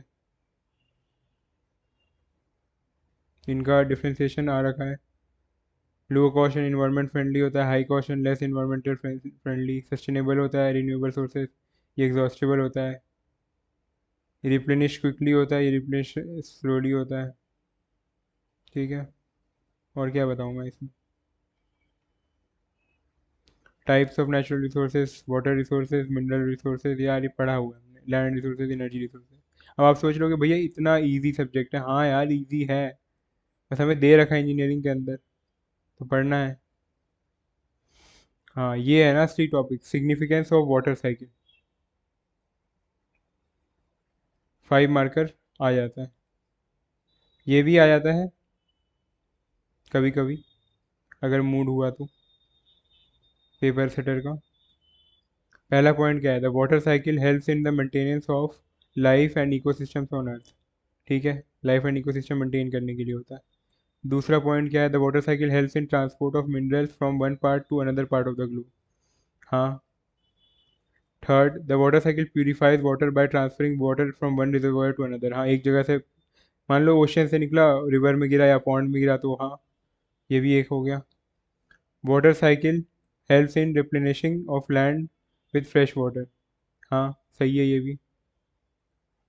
Process such as erosion and sedimentation associate with water cycle help in reshaping geology. हाँ, जो सॉइल इरोजन ये सब होता है, ये सब वाटर साइकिल की वजह से ही तो होता है। आपको कम कहीं पानी पड़ा तो वहाँ पे जियोलॉजिकल फीचर्स चेंज हो जाएंगे। जैसे अभी देख लो फ्लड वाली कंडीशंस आ गए हैं पंजाब में, जम्मू कश्मीर में भी, उत्तराखंड में भी। तो वाटर साइकिल तो भाई क्रेजी चीज़ है। इसलिए हमें इन्वायरमेंट को सेव करते हुए चलना है। हमें देखना है यार क्या चल रहा है। मेरे हिसाब से एक क्वेश्चन अब की बार केस स्टडी को क्वेश्चन आ सकता है कि अभी जो उत्तराखंड, जम्मू एंड कश्मीर, पंजाब, यहाँ जो ये चीज़ें हो रही हैं, उन पे हो सकता है क्वेश्चन आ जाए कि भैया आपका कमेंट क्या है, कमेंट करो। तो ये आपको प्रॉपर इंग्लिश का क्वेश्चन, ये आपको खुद से सोच समझ के लिखना है। इस पर टीचर आपको 5 नंबर दे देगा, बट आप अगर कुछ भी उटपटांग लिख दोगे तो नंबर नहीं देगा। आपको एकदम फैक्ट्स के साथ लिखना है। थोड़ा सा सोशल के साथ आप कनेक्टेड रहो। आप पहले इंजीनियरिंग कर रहे थे, जेई की तैयारी कर रहे थे, तो मैं नहीं बोलूँगा कि आप उतना ज़्यादा करंट अफेयर्स के साथ कनेक्टेड रहो, बट अब आप कॉलेज में आ गए तो आपको करंट अफेयर्स के साथ थोड़ा सा कनेक्टेड रहना पड़ेगा। क्या हो रहा है दुनिया में आपको पता रखना पड़ेगा। बहुत लोगों को तो पता ही नहीं होगा फ्लड्स भी हो रहे हैं, रील्स में इतने घुसे हुए हैं वो। भाई घर से बाहर निकलो, न्यूज़ देखो, थोड़ा सा आप अपडेटेड रहो। आप रील्स ही देख रहे हो तो आप उन क्रिएटर्स की रील्स देखो ना जो सोशल मीडिया पे प्रफुल्ल गर्ग हैं, उनकी रील्स देखो आप, जो इन्फॉर्मेशन बता रहे हैं, न्यूज़ बता रहे हैं, जेन्युइन न्यूज़ बता रहे हैं। आप कुछ लोग बोलेंगे कि न्यूज़ भी बिके हुए हैं, थोड़े बहुत न्यूज़ बिके हुए रहते हैं पॉलिटिकल से रिलेटेड, बट जो असली मेन चीज़ जो हो रही है वो तो पता रहे आपको। फ्लड आया यही नहीं पता है, बारिश क्यों हो रही है दिल्ली में इतनी ज़्यादा पता ही नहीं है।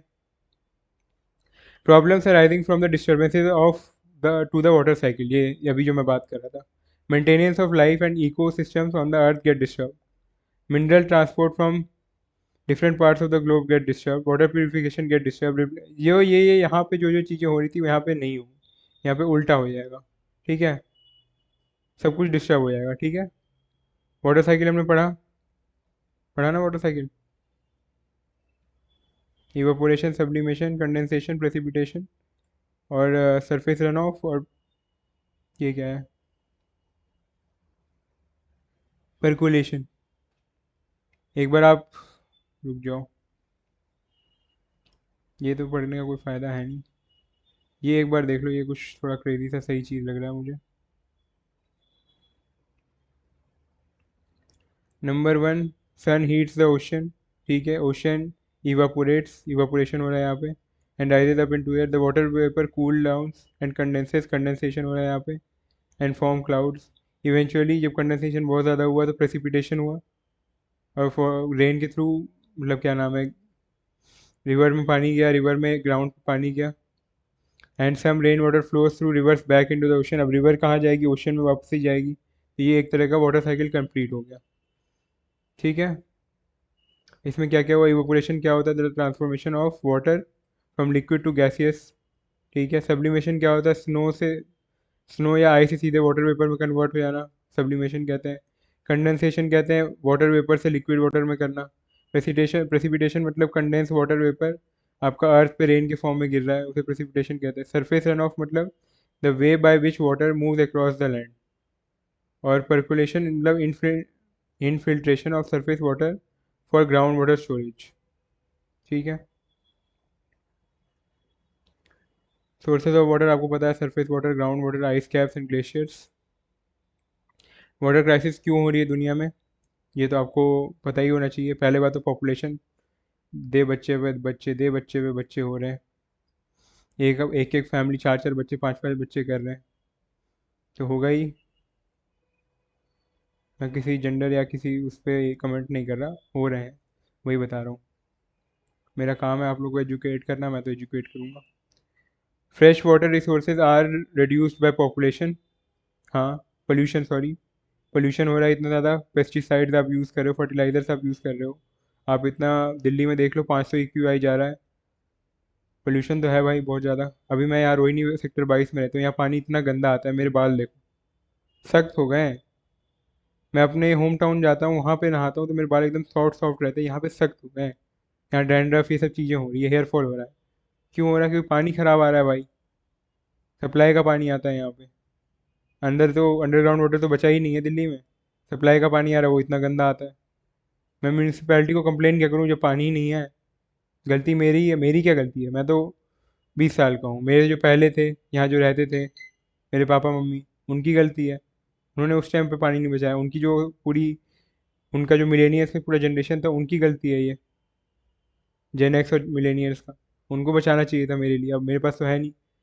अब मैं अगर अपने बच्चों के लिए नहीं बचाएगा तो उनके पास ये वाला पानी भी नहीं आएगा, वो तो फिर नहाएंगे ही नहीं।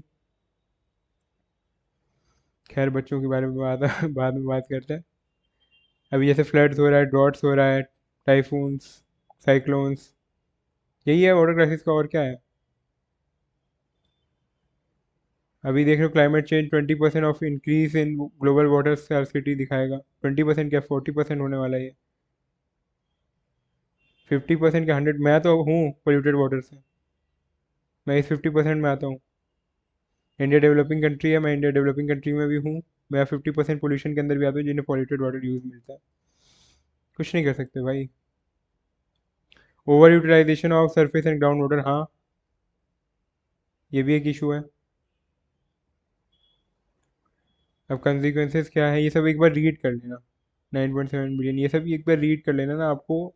मैं इसलिए नहीं पढ़ो, मैं कहता हूँ आपको इसलिए मत पढ़ो कि आप पेपर में 30 में 30 नंबर ले आओगे या फिर 20 में 30 नंबर ले आओगे, इसलिए नहीं पढ़ना होता। आपको पढ़ाई करनी है नॉलेज के लिए, एक्सेलेंस पे फोकस करो। आपको एक बेटर इंजीनियर बनना है, बी अ बेटर इंजीनियर। आप अगर खराब इंजीनियर बनोगे तो भाई ये सब कितने भी नंबर ले आओ, आपकी 10 CGPA क्यों ना आ जाए, आप एक बेकार इंजीनियर ही रहोगे। आपकी 7 8 CGPA या 8.5 CGPA मेंटेन रही, बट आपको पूरे दुनिया का ज्ञान है, तो आपकी अच्छी पैकेज भी लगेगी, अच्छी अच्छी प्लेसमेंट भी लगेगी, और लोग आपको रिस्पेक्ट भी करेंगे इस दुनिया में। इसलिए नंबर के लिए मत पढ़ो, पढ़ाई के लिए पढ़ो। ये सब वाटर बॉर्न डिजीजेस, ये सब एक बार आप रीड कर लेना। Mineral resources, environmental action, mineral resources, इसके बारे में भी पढ़ लेना। ये सब पढ़ा हुआ चीज़ है, पता है, आप खुद से बना के भी लिख सकते हो। ये 5th क्लास में हमने पढ़ी थी। मैं नोट्स प्रोवाइड कर दूंगा, नोट्स से आप एक बार रीड कर लेना, और आपको नोट्स बनाने का बहुत मन है, बहुत शौक है, तो आप नोट्स बना भी लेना या फिर से प्रिंट करा लेना। मैं तो यही कहूँगा। आ जाओ एक बार देखते हैं conventional sources of energy and non conventional sources of energy. ये फुली डेवलप्ड है, नॉन रिन्यूएबल सोर्सेज यूज़ करते हैं, इनएक्सपेंसिव होते हैं, इस्टेब्लिश टेक्नोलॉजी यूज़ होता है, ecological, not safe, available in limited. को यही पेट्रोल डीजल की बात हो रही है, देख लिया, पेट्रोल डीजल की बात हो रही है। On the other side non conventional, अभी अंडर गोइंग है, ये रिन्यूएबल है, बहुत महंगा है, अभी R&D चली रही है, सेफ़ है ये, प्लेंटी में अवेलेबल है। बट ये सब जो प्रॉब्लम होते हैं इन सब से तो ये फ्री ही है। इसके अलग प्रॉब्लम्स है, बट इन सब से तो फ्री है। सोलर हो गया, विंड हो गया, हाइड्रो पावर हो गया, न्यूक्लियर पावर भी आता है इसके अंदर, अभी भी उस पर R&D चली रही है। Renewable energy sources, wind energy, biomass energy, पढ़ा हुआ है हमने यार ये सब। आपने अगर नहीं पढ़ा तो आप एक बार रीड कर लेना इसे। Hydro power, tidal and wave power, non renewable में कोल, वही पेट्रोल डीजल। अब आते हैं बायोडाइवर्सिटी। और बायोपायरेसी इन सब चीज़ों में। ठीक है। बायोडाइवर्सिटी क्या होता है? बायोडाइवर्सिटी का मतलब होता है biological diversity which refers to the existence of number of different species of plants and animals in the environment. ये आपको याद करना है, ये आता है 2 मार्कर में बायोडाइवर्सिटी का। Existence of number of different species of plants and animals in the environment. इसे existence of variability among living organisms of earth ये भी कहते हैं इसे।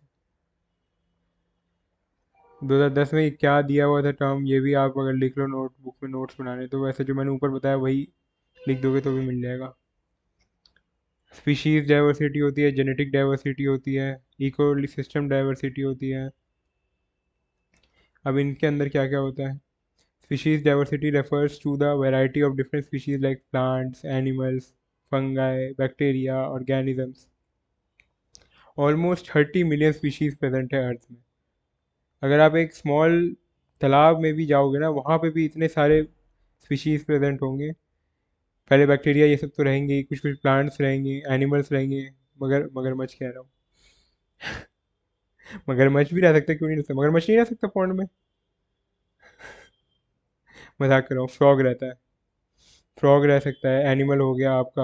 ऑर्गेनिजम्स में मैंने बता दिया, बैक्टीरिया ये सब हो गए। प्लांट्स में भी होते हैं। तो एक छोटे से पॉन्ड के बाद भी सारे के सारे बहुत सारे स्पीशीज आपको अवेलेबल हो जाते हैं। Genetic diversity, it is a variation of in genes that exist within a species. Genetic diversity corresponds to the variety of genes contained in plants, animals, fungi, and microorganisms.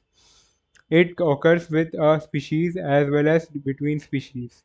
Each human being, आपके सबके अंदर एक अलग अलग DNA present है, एक अलग genetic code present है। ये आपको पता होगा, यही हेल्दी ब्रीडिंग में हेल्प करता है।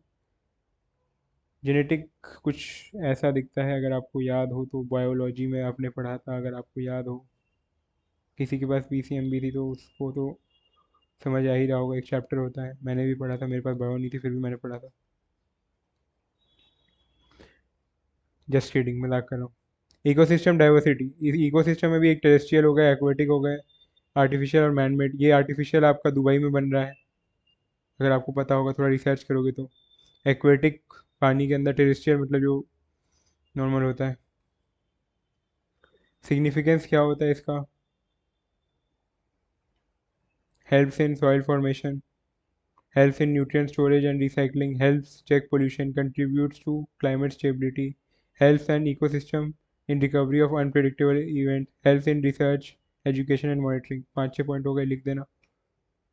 India is a mega diversity region. आ जाओ। ये क्वेश्चन भी आ जाता है कभी कभार पेपर में। India has very high rich heritage of biodiversity. India में बहुत ज़्यादा हाई रिच है, आपको अगर पता होगा, हर जगह कोई ना कोई नया प्लांट, एनिमल। क्योंकि इंडिया का जो, एक्चुअली अगर आप मैप में भी देखोगे ना, इंडिया जिस लोकेशन पे है वो आपका हर चीज़ एक्सपीरियंस कर सकता है, इसलिए यहाँ पे हर चीज़ मिल जाती है। बट वही है, थोड़ा इंफ्रास्ट्रक्चर अच्छा होगा तो सब कुछ, India will be the biggest power of the world. पहले जो था, अब नहीं है, बट हम रिक्लेम करने की पूरी कोशिश में है। ठीक है। India is among 12th amongst the list of mega diversity nations in the world। 12th पर India, 4th in plant diversity, 10th in animal diversity and 7th in the world from the viewpoint of agriculture biodiversity। ठीक है। India's marine diversity is too rich along 7,515 kilometer long sea coastline। Wow। Biogeographical classification of India। आज ये भी देखते हैं। पहला कौन सा है? Trans Himalayan zone. It is spread over an area of 118 kilometre, 1.18 lakh square kilometre. ठीक है। In Jammu Kashmir and Ladakh region. Climate बहुत 10 डिग्री से कम का ही होता है, या माइनस में भी जाता है। वेजिटेशन माउंटेन टाइप का ही होता है, यहाँ पे शीप गोट ये अवेलेबल रहती हैं। हिमालयन जोन 3.47 लाख, ये अरुणाचल प्रदेश वाला और जम्मू कश्मीर वाला आ गया नॉर्थ वेस्ट में। यहाँ पे 3 क्लाइमेट बेल्ट होते हैं। Submarine altitude 1500 metre, mountain zone 1500 से 3000 मीटर, और एल्पाइन जोन जो कि 3000 से ज़्यादा होता है। यहाँ पे आपको एलिफेंट्स, टाइगर, बियर, लायन ये सब मिल जाते हैं। फिर नॉर्थ वेस्ट आपका पता है, नॉर्थ ईस्ट साइड में 1.6 लाख स्क्वायर किलोमीटर में होता है। वहाँ पे भी अलग अलग चीज़ें ग्रो होती हैं। चलो ये सब आपको बेसिक नॉलेज है, ये सब आपको इतना तो मेरे हिसाब से मैं मान के चल रहा हूँ कि आपको पता होगा। आपको नहीं पता तो आप एक बार चैट जीपीटी करो और अपने, आप कहाँ रह रहे हो यार, आप इंडिया में रह रहे हो, आपको इंडिया के बारे में ही नहीं पता यार। बेसिक 10th की है ये सब। Hotspots of biodiversity,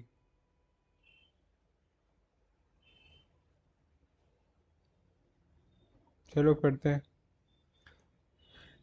These are the areas of Earth which are most threatened place from the viewpoint of their preservation. Norman Layer designated priority areas for in situ conservation and called them hotspots. The hotspots are the richest and the most abundant, most threatened resources of the plant and animal life on the earth. The main criteria for selecting a hotspot is पहला number of endemic species, दूसरा degree of threat, कितना degree of threat बचा है और कितना loss हो चुका है। Criteria for designation of an area hotspot, richness in endemic species, वहाँ पे एंडेमिक स्पीशीज हैं। दूसरा इम्पैक्ट ऑफ ह्यूमन एक्टिविटीज़ कितना इम्पैक्ट करती है। पहला the western Ghat, the Himalayas, Indo Burma reason,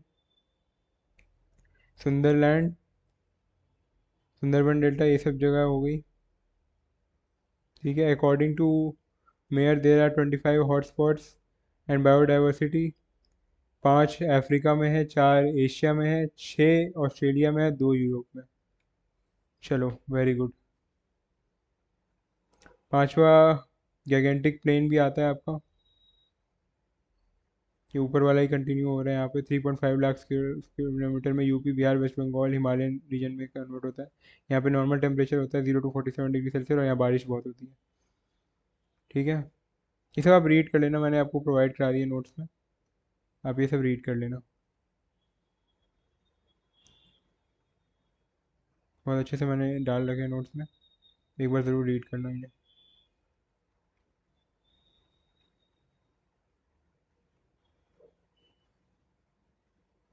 criteria of mega diversity region, have at least 5000 endemic plant species. दूसरा है मरीन इकोसिस्टम। इंडिया क्यों है, मैंने पॉइंट वाइज में बहुत बढ़िया से इसमें लिख रखा है। पहला, India has only 2.4% of water world's land area but 8.1% of world species diversity. ठीक है, 47,000 एंडेमिक प्लांट्स है, 90,000 एनिमल स्पीशीज है out of 1,37,000। 14 major river basin है, बहुत सारे सीजन, सारे सीजन ही इंडिया में एक्सपीरियंस कर लेते हैं हम। Type of ecosystem, coastal boundaries भी है इंडिया के पास।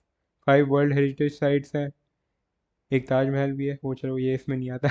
18 बायोस्फीयर रिजर्व्स हैं, बहुत हाई रेनफॉल होता है, अभी भी हो रहा है। टाइप्स ऑफ सॉइल है, एलुवियल सॉइल, बहुत सारी सॉइल होती है यहाँ पे।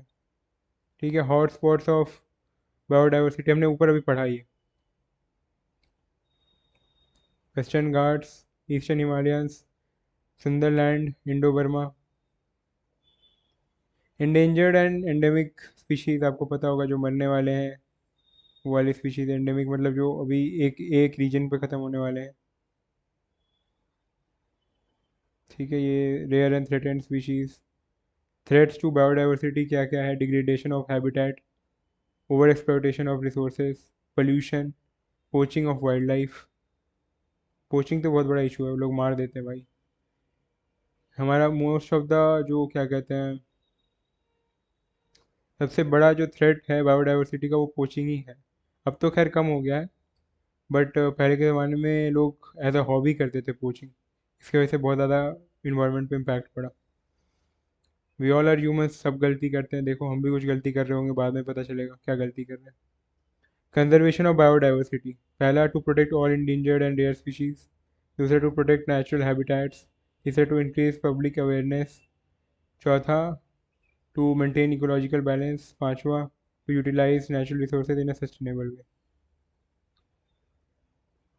अब इन सेटू और एक्स सेटू क्या होता है, अब एकदम हम लास्ट पड़ाव पे आ गए हैं। नोट्स बनाना भाई इसके, इन सेतु के। इन सेतु कंजर्वेशन आ जाता है। इन सेतु और on site conservation refers to conservation of species within the natural habitats. मतलब इनका जो जो उनका नेचुरल हैबिटेट है उनमें ही उनको बचा लिया जाए, जैसे कि नेशनल पार्क हो गए, वाइल्ड लाइफ सेंचुरीज हो गए, बायोस्फीयर रिजर्व्स हो गए। It is the conservation of genetic resources through the maintenance with in the environment, मतलब उसी इन्वायरमेंट में सेव करो ना यार। वो होता है इन सेतु कि मतलब मान लो एक जंगल में ख़त्म हो रहे हैं टाइगर्स, तो जो 5-10 टाइगर बचे हैं उनको वहाँ से भगाओ नहीं, वहीं पे सेव करो, वहीं पे ब्रीडिंग कराओ, वहीं पे उसको रखो, ना कि कहीं चेंज करो। एक्स सेतु का मतलब होता है भाई तहस नहस हो चुकी है। I am sorry.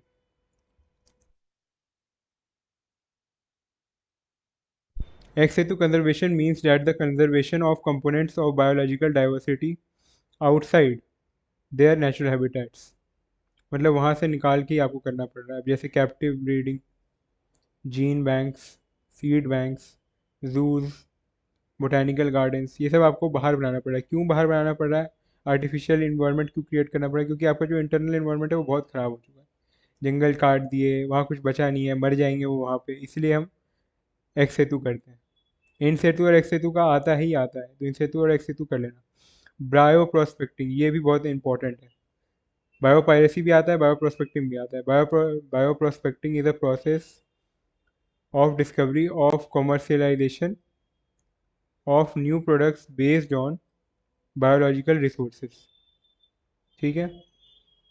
Biodiversity, also known as bioprospecting, is a systematic exploration for natural molecular compounds which has huge commercial and economic value in pharmaceutical, agriculture, cosmetics, bioremediation। मतलब ये है कि आप जाके खोजो, रिसर्च करो और उससे नए प्रोडक्ट्स बनाओ। वैसे ये एक तरह से देखा जाए तो एक्सप्लॉयटेशन भी होता है, बट एक तरह से देखा जाए तो एवोल्यूशन भी होता है। एक्सप्लॉयट करो आप रिसोर्सेज को, उनमें से कुछ निकाल के, बट अगर कुछ अच्छा निकल रहा है, कुछ स्केलेबल निकल रहा है, नेचर के हिसाब से सेफ है, तो बहुत बढ़िया है ना। करना चाहिए बायो प्रोस्पेक्टिंग भी हमें। हम ग्रो कैसे करेंगे वरना। बायो पायरेसी क्या होता है?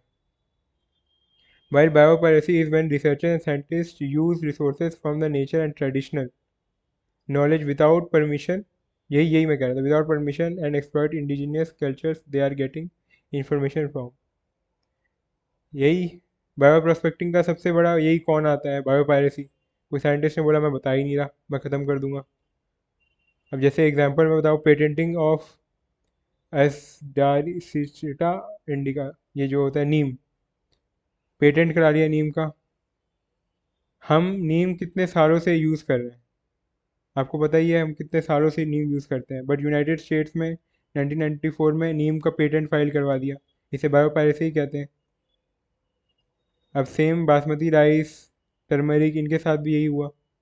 जिसने पेटेंट नहीं करा रखा उसकी मार ली गई। तो बायोपायरेसी पढ़ लो आप, और बायो प्रोस्पेक्टिंग, इनसे तो एक से तो ये आते ही आते हैं, इनके नोट्स बना लेना। अब आओ एक्सप्लेन, चलो PYQ पे आ गया।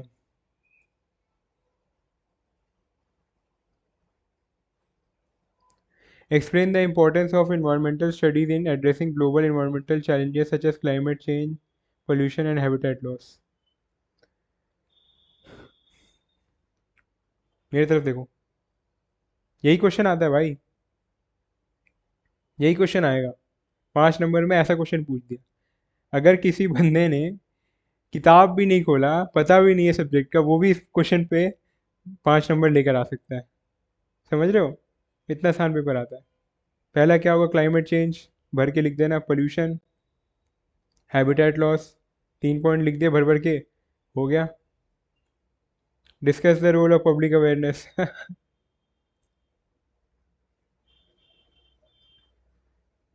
यही है भाई, यही चल रहा है। बहुत आसान पेपर है, मैं वही बोल रहा था, बहुत आसान है ये subject.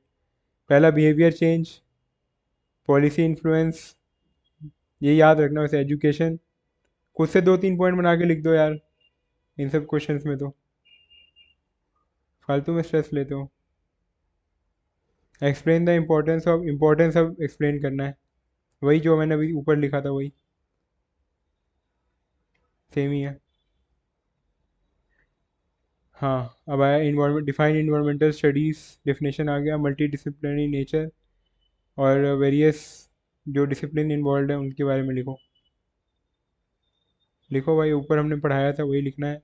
Environmental studies is a field of academic inquiry that focuses on understanding of complex interactions between humans and their environment.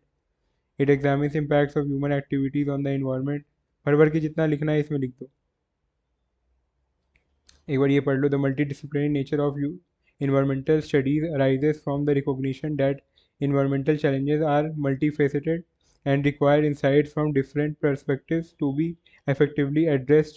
Several disciplines contribute to the field, including environmental science, ecology, biology and chemistry, geology, geography, economics, sociology, anthropology, political science and ethics. ठीक है, अब ये सब आप सब खुद से बना के लिख देना यार, इतना मैं क्या आपको एक एक चीज़ें बताऊँ. अब ये 2.5 नंबर का क्वेश्चन है, what are the steps taken to save biodiversity. बिना देखे बताओ. पहला, गवर्नमेंट लेजिस्लेशन, गवर्नमेंट लॉज बनाए. ठीक है, नेचुरल प्रिजर्व जैसे नेशनल पार्क्स बनाए हमने. Reducing amount of invasive species to limit the number of invasive species move by accident, plane, ships, cargo to be checks. मतलब कोई भी ऐसा स्पीशीज जिसका पोचिंग ना हो, मेन ये है. हैबिटेट रिस्टोरेशन, पेड़ वेड़ मत काटो यार. जो प्लांट, जो एनिमल्स चले गए हैं, प्लांट्स चले गए हैं, उनको वापस लाओ वहाँ पे. रिफॉरेस्टेशन करो. Captive breeding and seed banks, ये इन XA2 का आ गया. रिड्यूस क्लाइमेट चेंज, ये तो मेन है, पहला ही पॉइंट होना चाहिए. क्लाइमेट चेंज को रिड्यूस करो, सब चीज़ अपने आप हो जाएगा. और नंबर 8, एजुकेशन, सबको पढ़ाओ इसके बारे में, तभी जाके होगा. मेरा ये सिलेबस का, इस सब्जेक्ट का रीज़न ही यही है कि आपको एजुकेट कराया जाए कि क्या क्या हो रहा है दुनिया के बारे में. आप जेई दे के आ रहे हो, आपको पता ही नहीं दुनिया में क्या हो रहा है. इसलिए हम बीटेक के फर्स्ट सेमेस्टर में ही, ये फर्स्ट ईयर में ही रखते हैं सब्जेक्ट, कि बच्चों को पता तो रहे कि दुनिया में हो क्या रहा है, वो अवेयर तो हो. बहुत लोगों को लगता है ये कहाँ आर्ट्स वाला सब्जेक्ट डाल दिया यहाँ पे. मैं खुद बीटेक का होकर पढ़ा रहा हूँ. Anyways, what is waste product in chemical reaction, given at least 2 example. Chemical waste, बहुत सारे एजेंट्स होते हैं जो आपका यूज़ ही नहीं करा हमने. बैटरीज होती हैं, ऑयल होता है, यूज्ड ऑयल, सॉल्वेंट्स होता है बहुत सारे, मरकरी कंटेनिंग पेस्टिसाइड्स, सबसे बड़ा तो यही हो गया. एरोसोल कैंस के बारे में पढ़ना आप लोग, ये भी होता है. ठीक है, चलो इसके साथ ही हमारे कुछ PYQs हो गए. मैं एक दो और PYQs देखता हूँ. Now let us discuss some more PYQs. पहला हमारा क्वेश्चन आता है, डिफरेंशिएट बिटवीन डेट्रिटियस डेट्रिटस जो भी कहते हैं, detritus food chain and grazing. थोड़ा सा इसे मैं जूम आउट कर लेता हूँ, हल्का हल्का सा. हाँ, and grazing food chain.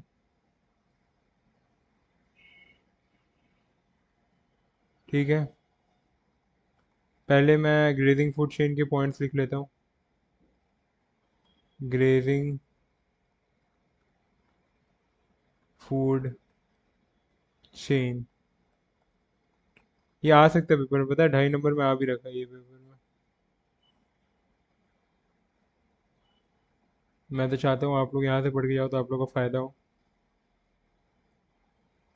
In this food chain,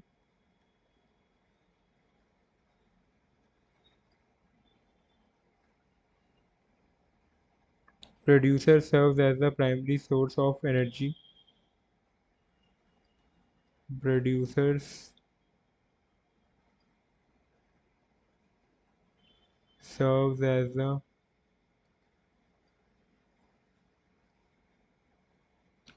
primary source of energy and constitute the first trophic level. The first trophic level.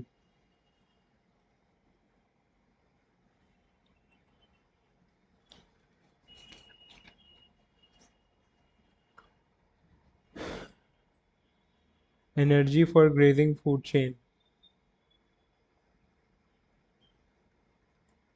Energy for the grazing food chain is obtained directly from the sunlight.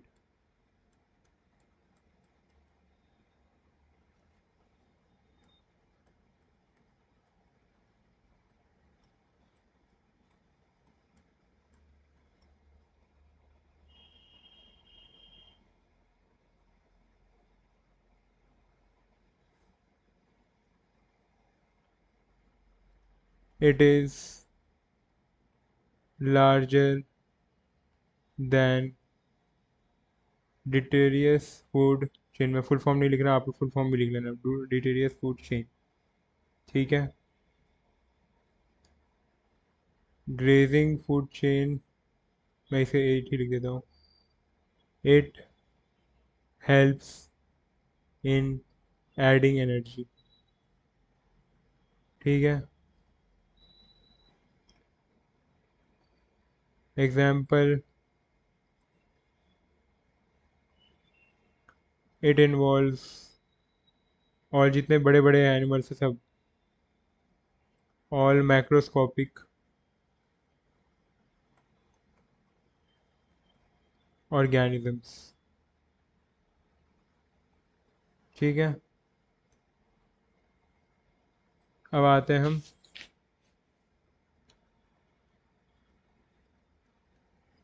डिट्रीटस। डिट्रीटस क्या भी होता है? Detritus food chain.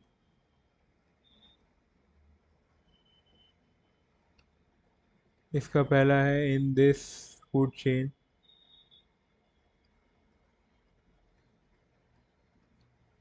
Handwriting अच्छी हो गई एक ही बार।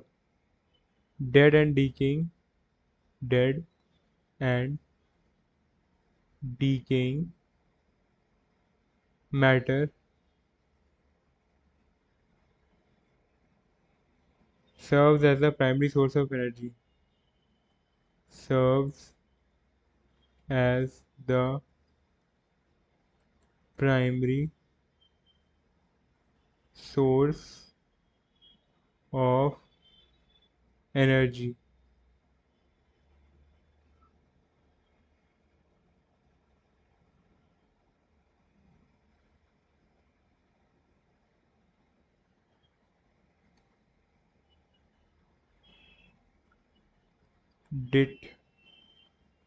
Detrivorous feed on this matter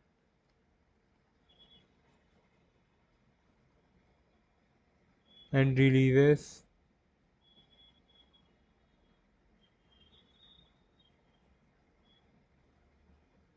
the nutrients back into the atmosphere, back into the atmosphere। ठीक है। थर्ड पॉइंट,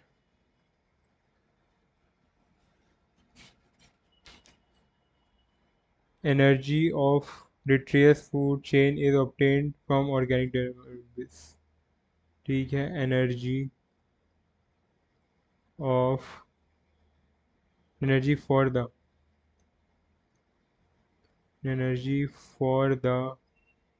मैं इसे DFC लिख दे रहा हूँ। DFC is obtained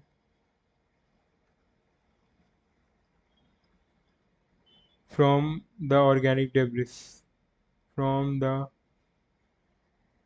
organic debris।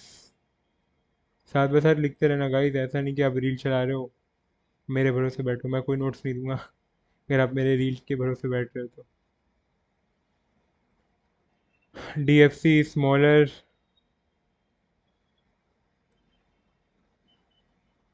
as compared to GFC। बताया ना, ग्रेजिंग फूड चेन और लिटोरियस फूड चेन की बात हो रही है। DFC helps in fixing inorganic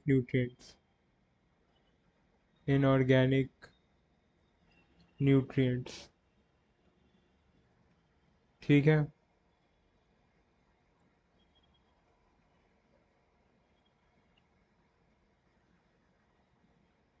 DFC involves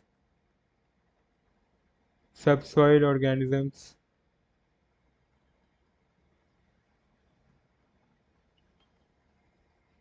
which can be macroscopic or microscopic, which can be macroscopic और microscopic. ठीक है, तो हमने ये आंसर भी लिख लिया। डीएफसी और जीएफसी आपको समझ में आ गया होगा। ये क्वेश्चन आता है 2.5 मार्क्स में, तो थोड़ा सा आप लोग इसके लिए सतर्क रहें। एक और क्वेश्चन आता है, what is biogeochemical cycle, describe the carbon cycle diagrammatically. तो हमने ये कर रखा है ऑलरेडी क्वेश्चन, मतलब ऊपर मैंने बायोजियोकेमिकल साइकिल पढ़ा तो हमने ये सब पार्ट पढ़ लिया था। बट मेरा मन था कि आपको कार्बन साइकिल में एक बार और अच्छे से बताऊं। कार्बन साइकिल में एक बार अच्छे से आप लोगों को बता देता हूँ, क्योंकि मुझे लगता नहीं कि मैंने जस्टिस करी थी उस टाइम। तो पहला तो हम एटमॉस्फेरिक CO2, एटमॉस्फेरिक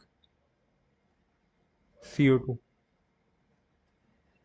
ये तो एटमॉस्फेयर में जो CO2 अवेलेबल है वो। ठीक है, ये आपका कराता है फोटोसिंथेसिस,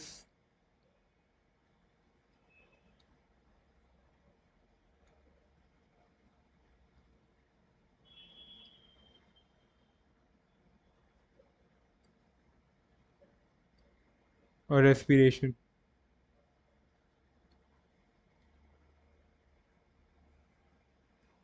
ठीक है, ये ऐसा बॉक्स बना देता हूँ मैं, थोड़ा बड़ा बनाना चाहिए ना।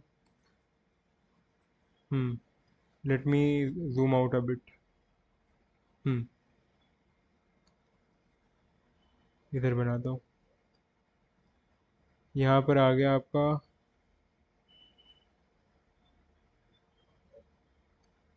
प्रोड्यूसर्स, ग्रीन प्लांट्स, इसका मतलब समझ रहे हो। ये आपका क्या करते हैं, रेस्पिरेशन, रेस्पिरेशन। ये होता है फोटोसिंथेसिस।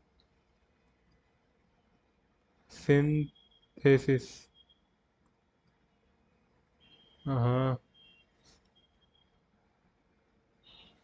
फोटोसिंथेसिस।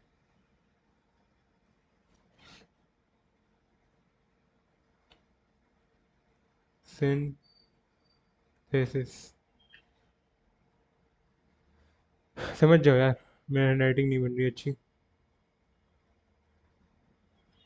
ये आपका जाता है dead organic matter, dead organic matter में।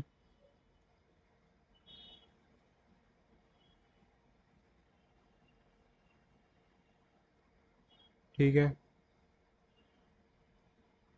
कोल oil gas, coal oil gas, ये होता है combustion.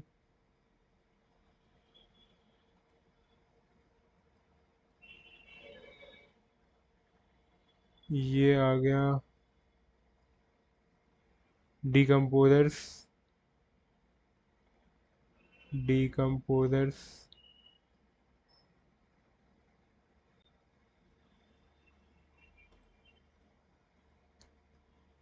Death and excretion,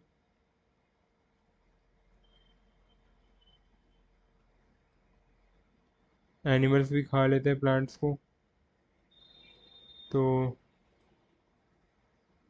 animals का भी एक बन गया।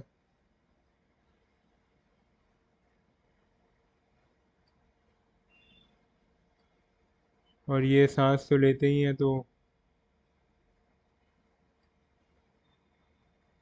रेस्पायरेशन।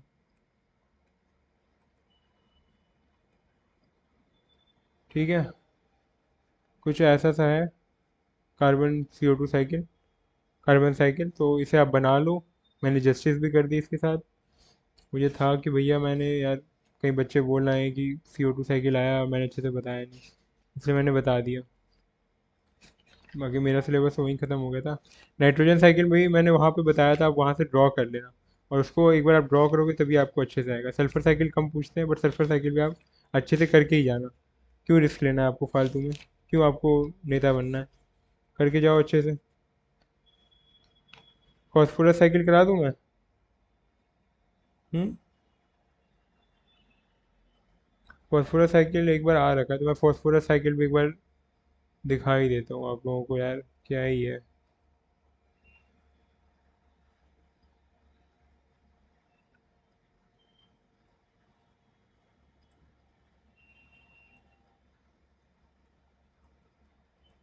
चलो, ये हमारा लास्ट टॉपिक है इस सब्जेक्ट का, मतलब इस यूनिट का। इसके बाद हम नेक्स्ट यूनिट में पढ़ेंगे जो भी पढ़ना है, पोल्यूशन वगैरह। Rocks and soil. ठीक है, ये आपका रन ऑफ होते हैं, मतलब पानी की वजह से, लेक्स, स्ट्रीम्स में। ये क्या बनाते हैं? Inorganic phosphate. ठीक है, थोड़ा ब्लैक पेन लेता हूँ। रॉक्स एंड सॉइल को भी बॉक्स में डालो यार।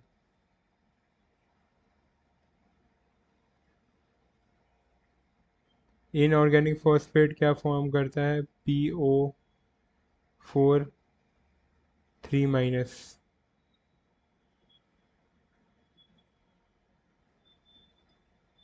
कैसे फॉर्म करता है?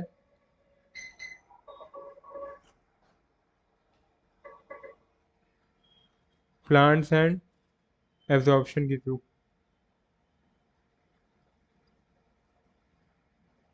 प्लांट्स एब्जॉर्ब कर लेते हैं ना। ठीक है, अब ATP में कन्वर्ट होता है ये मेटाबॉलिज्म के थ्रू।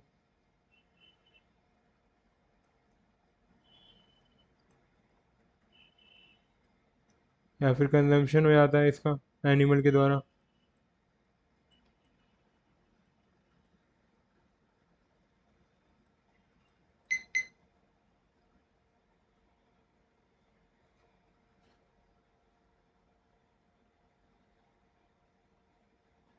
ठीक है, एक सेकंड रुकना।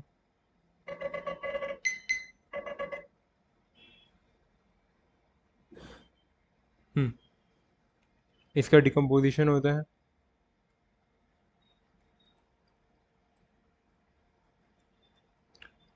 और ये यही है फॉस्फोरस साइकिल आपका।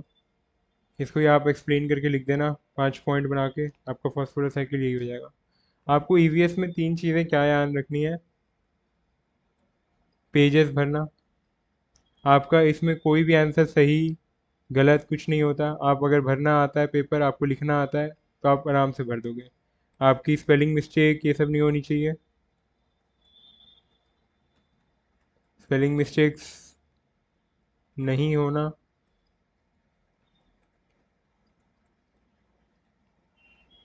नहीं करना। लंबे आंसर्स लिखना। लंबे आंसर्स। लंबे आंसर्स का मतलब क्या है? आपका पॉइंट वाइज हो, आपका डायग्राम हो, आपका फ्लो चार्ट हो, जहाँ जहाँ रिक्वायर्ड है वहाँ फ्लो चार्ट हो। ये सब आपका हमेशा होगा, तभी आपका काम चल पाएगा। ठीक है, लंबे आंसर्स लिखना है आपको। थोड़ा सा करंट अफेयर्स का भी नॉलेज रखो, क्योंकि इसमें अगर आप थोड़ा सा भी नॉलेज रखोगे, जैसे अभी मैंने फ्लड वाली चीज़ बताई, तो अगर आप ये पेपर में लिखोगे ना, तो आपको 5 on 5 आराम से मिलेगा, क्योंकि टीचर खोज ही रहा है।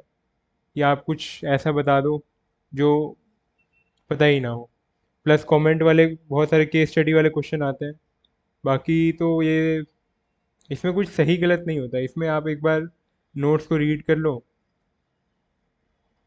उससे ही हो जाएगा। या पी वाई क्यूज़ भी आप देख लो, हो जाएगा। पी वाई क्यूज़ के लिए आकाश प्रेफर करो, या फिर आप टीचर्स वगैरह से मांग लो, या फिर मैं ही प्रोवाइड कर दूंगा, तो इससे हो जाएगा। ठीक है, जो नोट्स मैं प्रोवाइड करूँगा उसे ध्यान से देखना। बाकी हमारा यही ख़त्म होता है यूनिट 1। अब हम पढ़ेंगे यूनिट 2 नेक्स्ट लेक्चर में। तब तक के लिए bye bye, see ya, bye bye. Don't forget to subscribe our channel, like the video, share with your friends जिनको ये वीडियो ज़रूरत है। एग्ज़ाम टाइम चल रहा है, सबको ज़रूरत होती है। Don't forget to share.